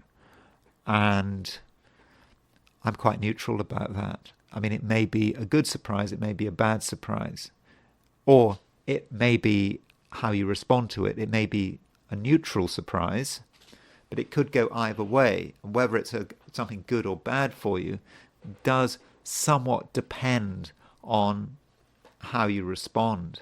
Now, the moon is making a trine to the sun today. So I've sort of said some negative things about relationships so far, but moon trine sun is a very nice aspect as far as relationships are concerned. It is about people getting on with each other. And it does seem with that moon trine sun, there's certainly one person, at least one person, who you can get on with very well. And this person is not a threat. They're actually supportive, and you can perhaps work with this person in terms of perhaps helping both each other out.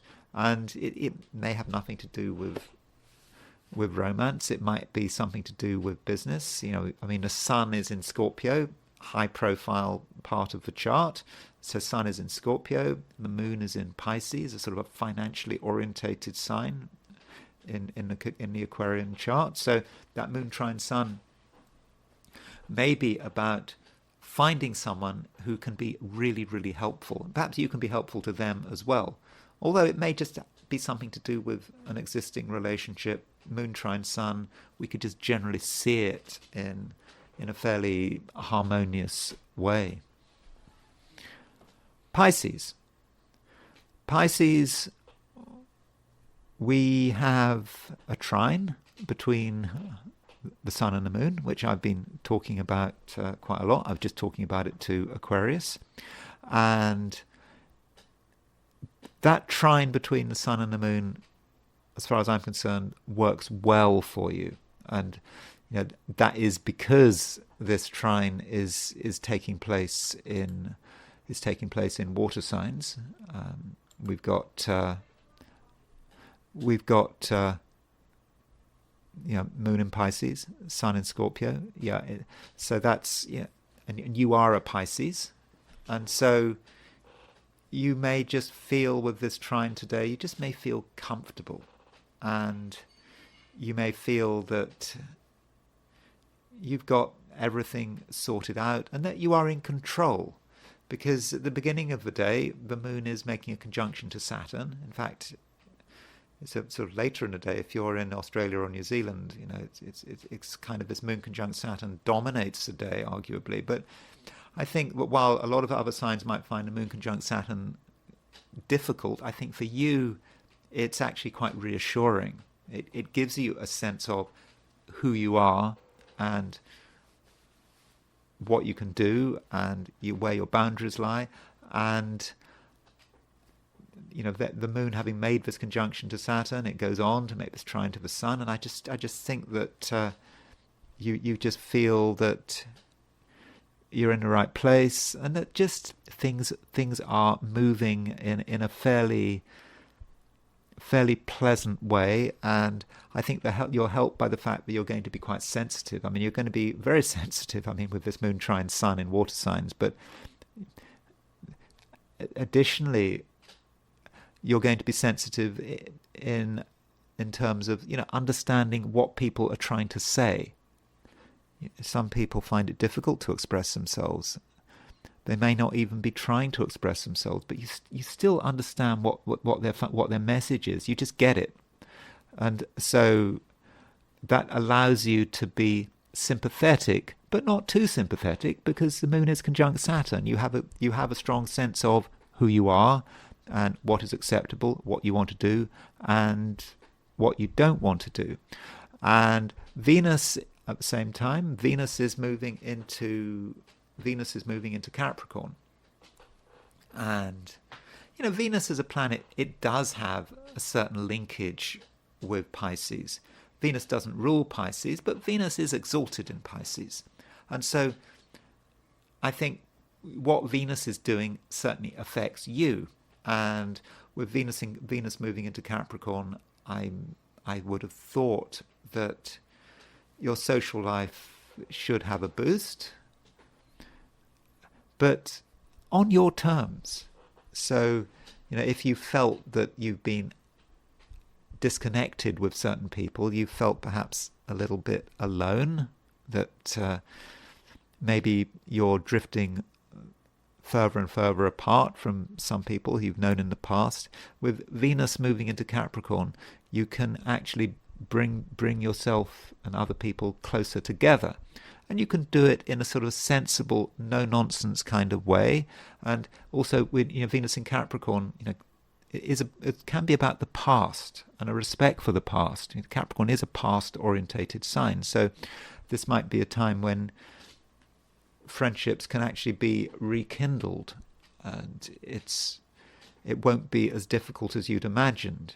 I don't know. You might find an email that was sent 10 years ago that you had completely forgotten about, and you never replied to it, and you may look at that and you may think, well, what's the point? That was 10 years ago. But what's 10 years? You can perhaps get in touch with someone after 10 years, and it might be as if no time has passed at all. So I think socially that Venus in Capricorn, really is very helpful, and it's kind of a bit optional whether or not you want to use the Venus in Capricorn. You don't have to get in touch with someone, but you may just want to. Or indeed, over the next few weeks, while Venus is in Capricorn, you may find that people from the past want to get in touch with you, and that might be something that could be very welcome. But it's optional. If you don't want to reciprocate, you don't have to. Now it's time to look at the I Ching.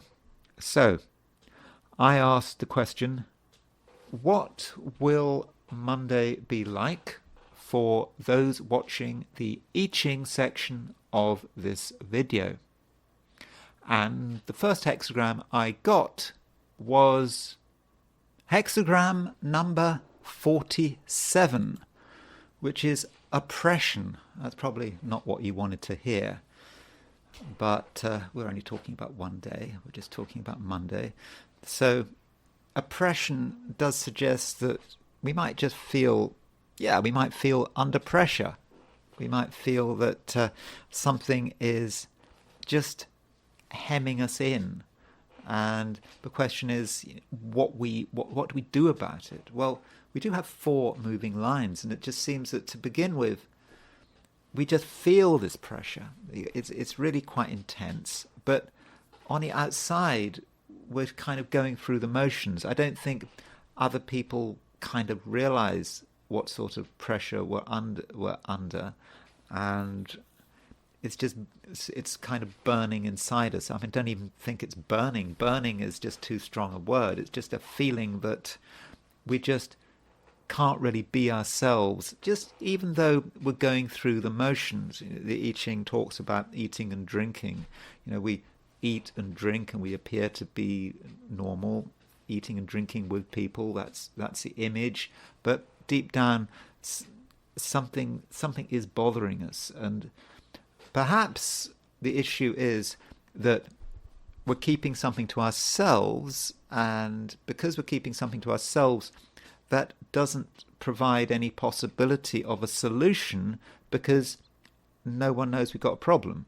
On the other hand, if we were to be open and honest about what is bothering us, it might actually be much easier for us. But we just don't know quite what to do, and we feel that we feel there's nothing we can do, but at the same time there is something we would like to do, and it is certainly bothering us. But there's always this implication here that someone is ready to help. That's just always there, but we're just not asking for help. And I think that we have to think, what is this feeling of oppression about? What is hemming us in? And it's going to depend on our situation. And different people are going to have different things bothering you, and it's just something preventing us from taking action, or preventing us from taking sort of clear action. And in the end, the situation starts to clarify, and we start to see what it's all about. And it seems to be that in the end, it's like we're tied up in something. we were taking something so seriously. In the end, we are actually oppressing ourselves, and the thing holding us back has actually lost its power, but we still assume that it's there. And I suppose it's, I think in psychological jargon, it's the negative cognitive set. I think that I forget which psychologist was involved in this experiment. Was it Seligman? I'm not sure off the top of my head, but it was you had it was where you had sort of dogs who they were being given this electric shock, and they couldn't escape from the situation, and they in the end, they just thought there was nothing they could do to avoid the electric shocks. Of course, it's not an experiment one should do, but then the thing that prevented them from escaping was taken away, and they could actually escape, but they just stayed where they were, and even though they could escape, they were so used to not being able to escape that they didn't make any effort to avoid the electric shocks. And I think that's described as a negative cognitive set. And that's how some of us can get into this situation.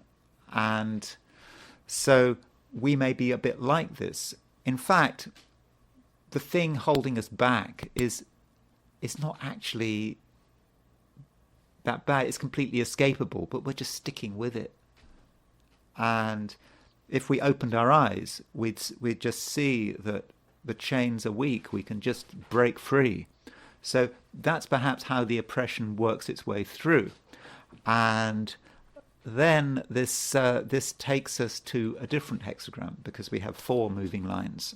And the hexagram this moves to is hexagram 56.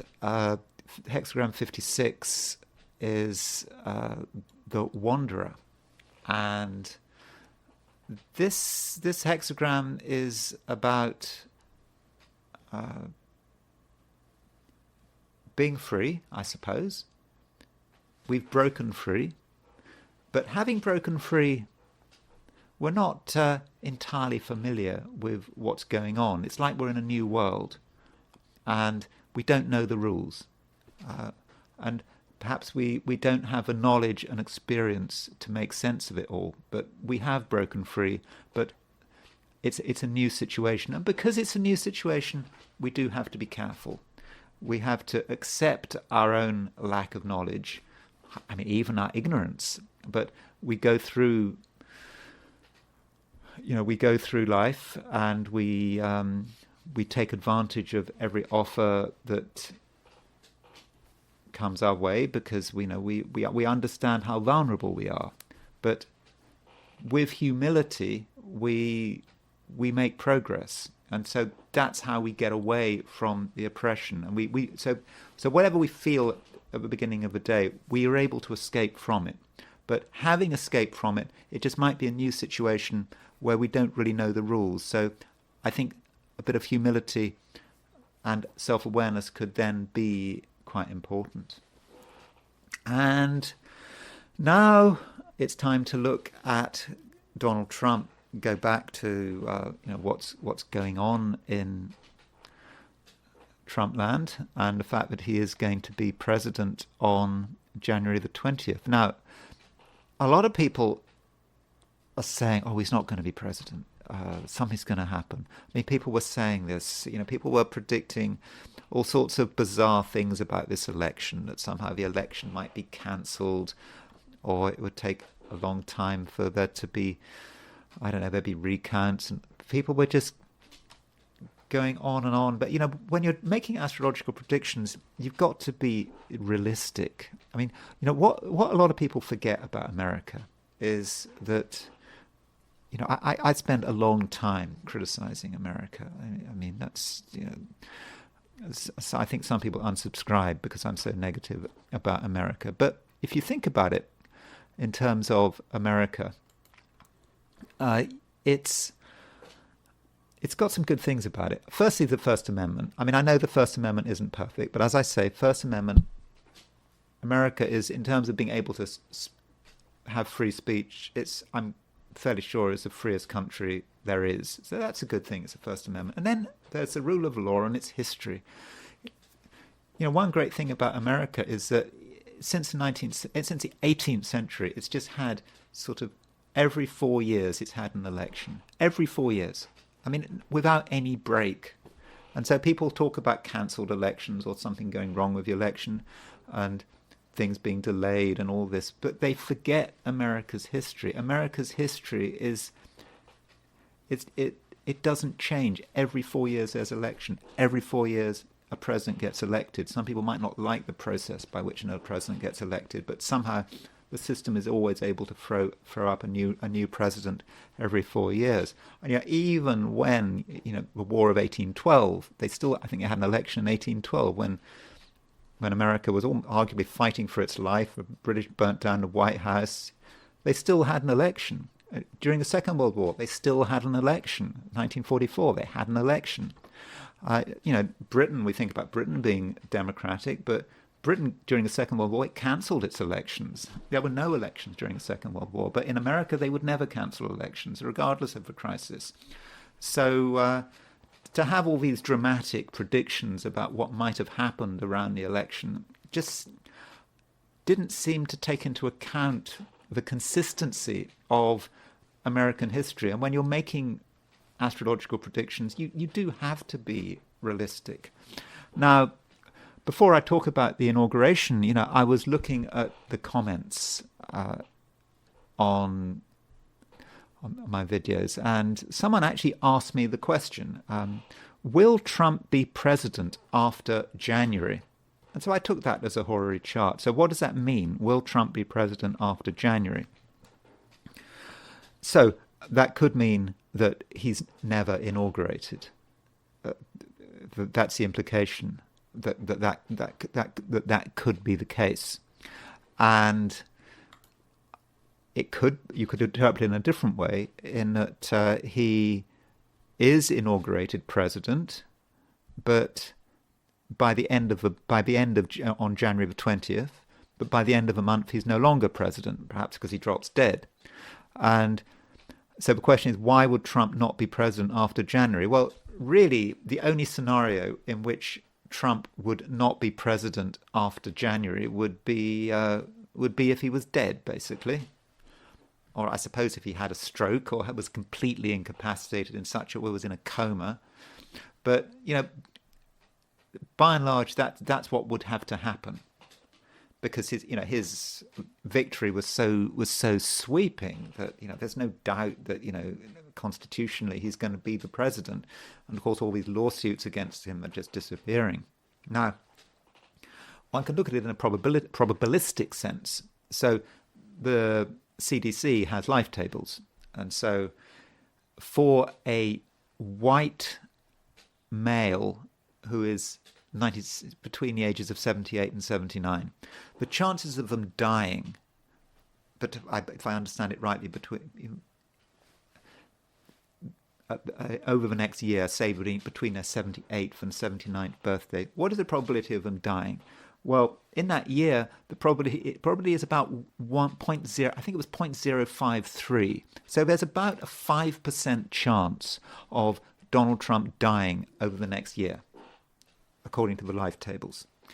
And so if you take, well, we're only talking 2.5 months away. So the chances of him dying would be, we would divide that by 6 or something. So I don't know. So 6, that would be what, 0.5%? What that would be?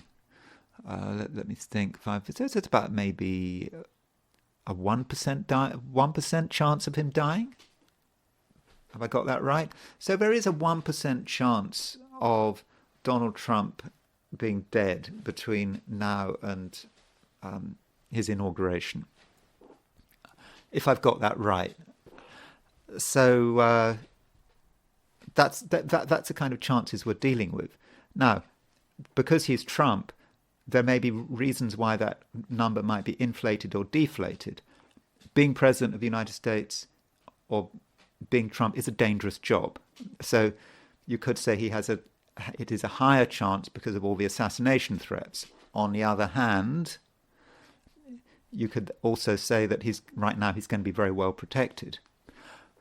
You could say that his chances are lower than that because, well, he's going to have the best healthcare that money can buy. And so perhaps because he's got the best healthcare that money can buy, his chances of dying of natural causes are lower than the average 78-year-old male. I think those are the 2021 figures. So that's the statistical background to the Hori. And I think when you're asking a Hori chart, you kind of got to look at the statistical background as well. I mean, how far-fetched is the question? I mean, the question is not it's not an impossible question. I mean, I think that there is a non-zero chance that Trump will not make it past January. Simply by looking at life tables. It's not just Trump. Anyone there's always a chance of anyone not making it past January. You can look at the CDC's life tables to look at the chances of dying over the next year. So turning to this Hori that I was asked, and I thought, well, I mean, why not? Just to set the scene. Before I look at the inauguration. I mean, there's no point in thinking about Trump's inauguration if he's not going to be inaugurated. So here's the Hori. I was asked the question: will Trump be president after January? The querent is the person, of course, who asked me the question. I don't know. I don't know what the querent's view of Trump is, but I'm assuming that we'll take Trump as the first house. If we take, Trump is not president. He's only president-elect. I don't think he quite is ruler of the 10th house. He's someone who we don't quite know who he is. There's no defined relationship here. So I'm going to take him as the ascendant. Maybe I should have taken him as a descendant, but I think I'm going to take him as the ascendant. So therefore, I'm taking Trump as Jupiter in Gemini. And remember, I need a very bad chart, I think, to even think about Trump not being president after January.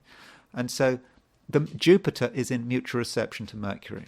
So, yeah, Jupiter is retrograde. It's not great. It's in its detriment, but it's in mutual reception to Mercury. So I think that does give Jupiter strength. Also, the moon is in Aquarius. So the moon in Aquarius it's made a trine to Jupiter.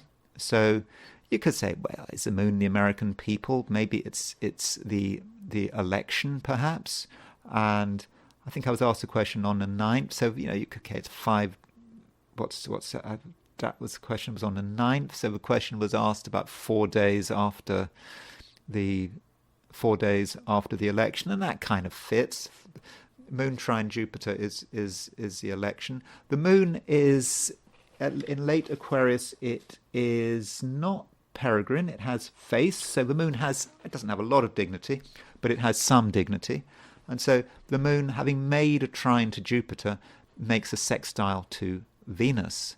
And I think we move from days to months. So something happening, okay, this theoretically would be 3.5 months, but in fact it's what do we got? Two and a bit months to inauguration. Venus is ruler of the midheaven. And so Venus, I would have said, is the inauguration. Venus is in the first house. So moon is making has made the trine to Jupiter. It's making a sextile to Venus. So the answer is yes. Trump will be president after January, I think, on the basis of that Hori. And that was a very easy Hori. If I'm right, I don't think I can claim much credit, for any credit at all for that, because I think that seems to me to be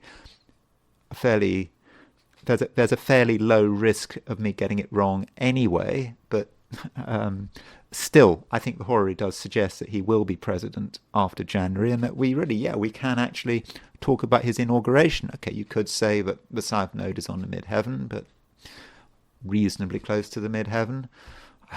Might say something about Trump's reputation, the reputation of the office, but I don't think it takes away from the fact that that he is going to be president after January.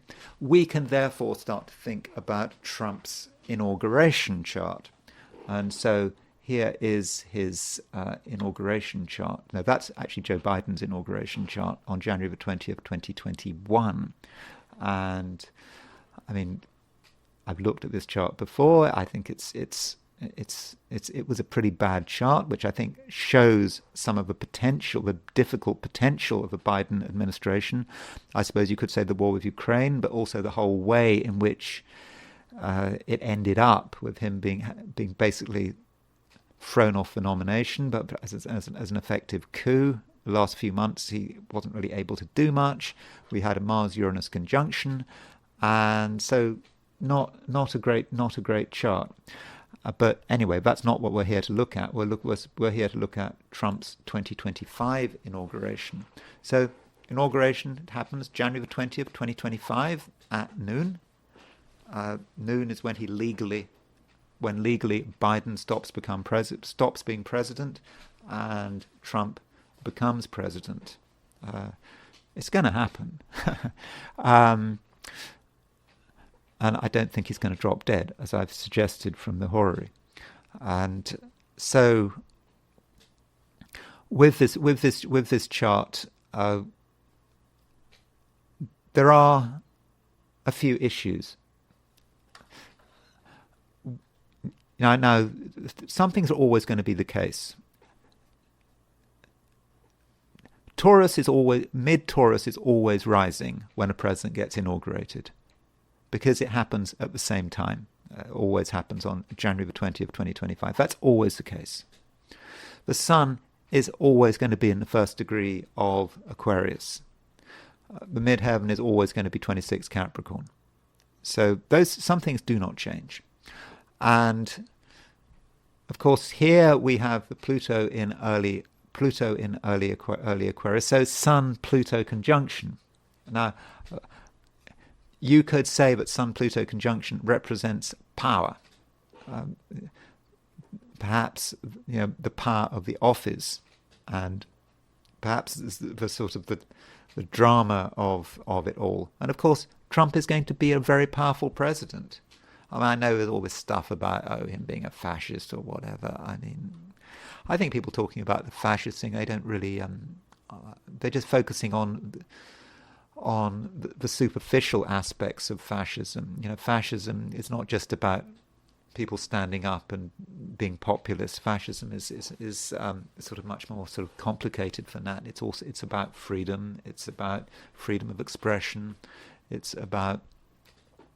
Fascism is about the state trying to interfere with people's private lives. I suppose some would argue that with Trump's supposed restrictions on abortion, but of course all he's doing is just he's allowing states to make the choice. So I wouldn't have said that is a sign of fascism.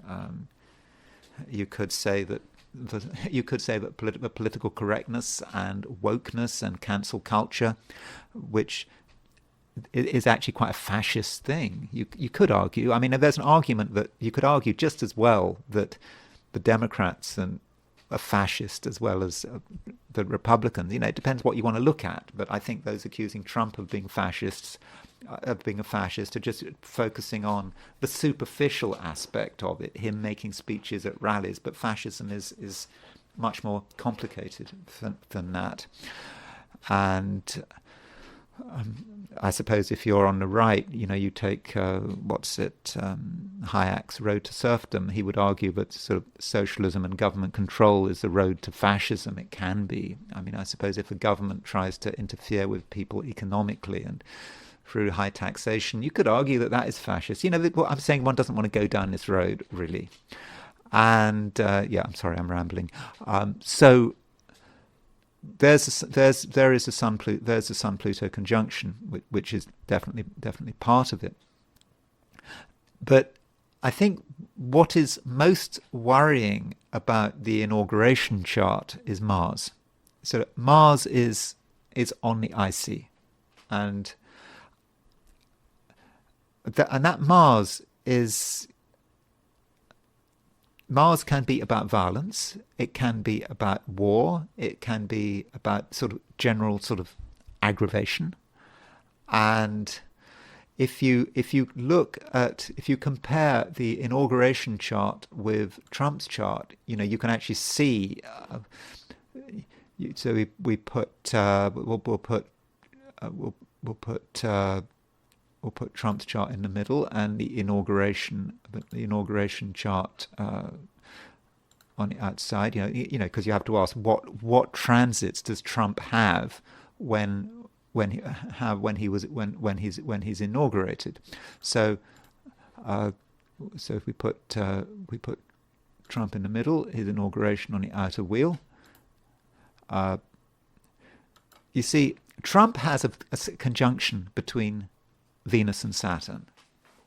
And I don't think people talk so much about that Venus conjunct Saturn, but there are a number of ways of looking at that Venus-Saturn conjunction. Okay, you could say that's the way he treats women. I mean, that's one possibility, particularly as Hades is square Venus. But Mars is on his Venus-Saturn midpoint. Venus transiting Mars is right on his Venus. It's right on his Saturn. And so, one wonders how that is going to manifest. Is it going to manifest at the time of the inauguration? Or is it going to say something about his 4 years as the 47th president? It could do. Is it going to say something about what America is likely to go through while he is president? And I think that Mars on the IC might be about violence that comes from nowhere. It's about a war that comes from nowhere. That certainly is possible. And it may have actually nothing to do with Trump. But the Venus-Saturn signature is also important because Trump has Venus-Saturn conjunction in his natal chart. And there is a Venus-Saturn conjunction at the time of his inauguration. And so I think that Trump in his 4 years perhaps has to be very careful about women and female issues. I mean, that might include abortion and I suppose women voters. Of course, he's not going to have to face women voters again. That will be maybe up to J.D. Vance in 2028 to have to face women voters. But that is one possibility. And I don't know how else that could work out. I'm going to have to think about this. I mean, this is really the first time I really looked at the inauguration. But that Venus-Saturn emphasis really should not be neglected. I think it is important.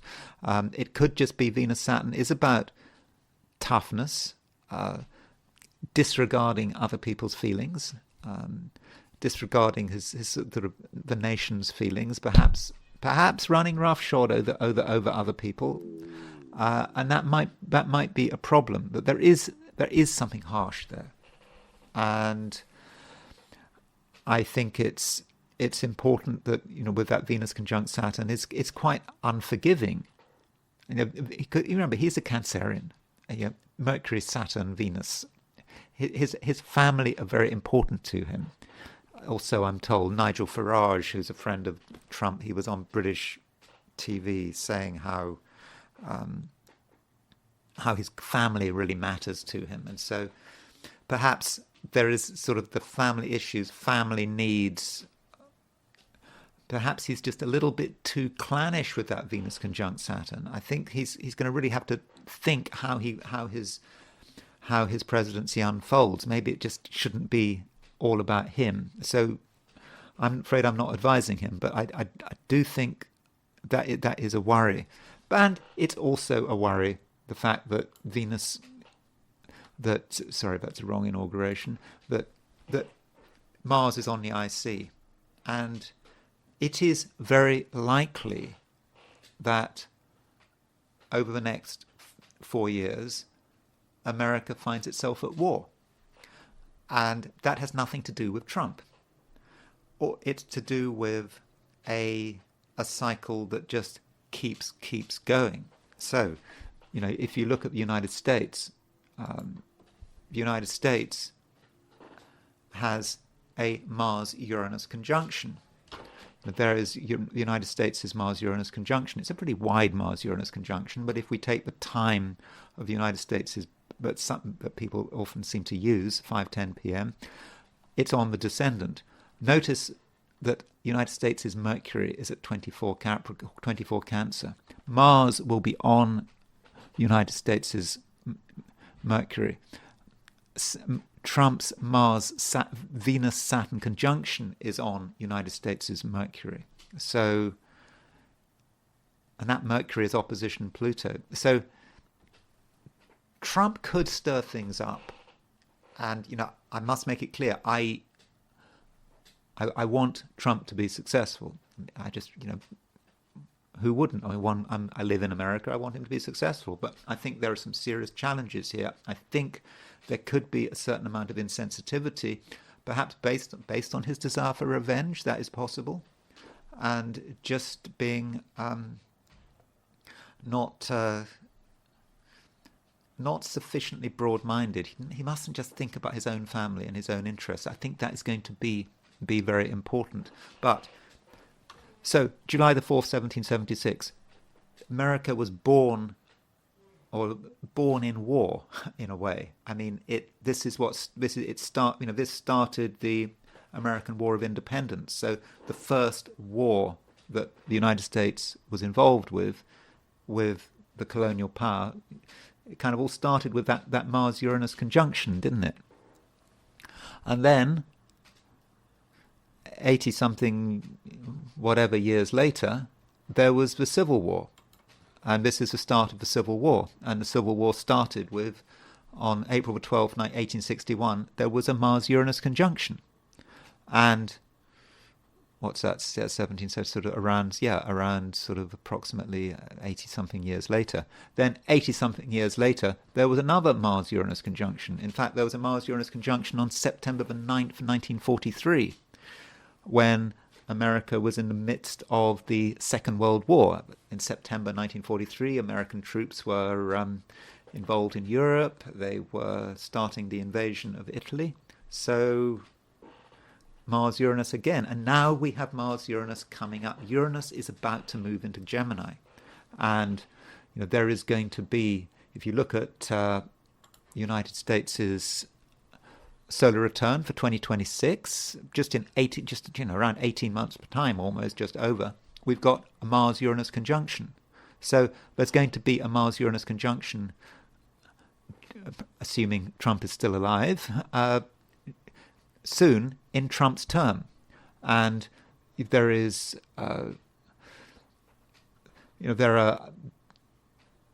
there's also going to be a Mars-Uranus conjunction in 2028. He'll still have he'll still have over 6 months left. Now, this Mars-Uranus conjunction is absolutely serious. So Mercury, Uranus, Mars are all coming together at 11 degrees Gemini. And remember, if you look at the USA's chart, in other words, right on the United States' descendant. So there is astrologically a very high chance that Trump is at war sometime during his term, unless, you know how it is with astrology. It always happens. You notice a pattern, you see it happen. The moment you notice a pattern, the pattern breaks. So maybe this pattern, which I suppose we've seen it work 3 times, 1776, 1861, 1943, maybe this time, the 4th time, it won't work. I hope so. I hope it won't work. But this has got nothing to do with Trump. And I'm sure if America was at war, it would be far worse if Kamala Harris had been president. Because, as we know, generally at the moment the Democrats are the party of war. So it's kind of the party of war lost. So that's kind of fortunate. But still, the pressure to be at war is going to be strong. Now, it may be that given this pressure for America to be at war, this potential for America to be at war. Maybe Trump is the person that stopped that war happening. There were signs of that war coming up over the next few years, and if we'd had people like Kamala and we'd had Antony Blinken still as Secretary of State, and you've got Liz Cheney involved in the administration, that then war, I think, would have been a real certainty. So you could argue, in spite of the signs for war, at least we've got a president who is not part of the party of war, which is the Democrats. So, things could have, in terms of America being at war, things look dangerous, but things could have been so much worse if the Democrats had won. Anyway, those are a few thoughts on the inauguration. I will be looking at the inauguration chart again. I'm probably be looking at it a lot, but that was in a sense my first look at that chart. Anyway, thank you very much for watching. If you enjoyed this video, I would be very grateful if you were to like it. If you enjoy this video and you're not subscribed, super grateful if you were to subscribe. And if you want to buy me a coffee, there is a link in the description. So thank you very much for watching, and I will talk to you again tomorrow.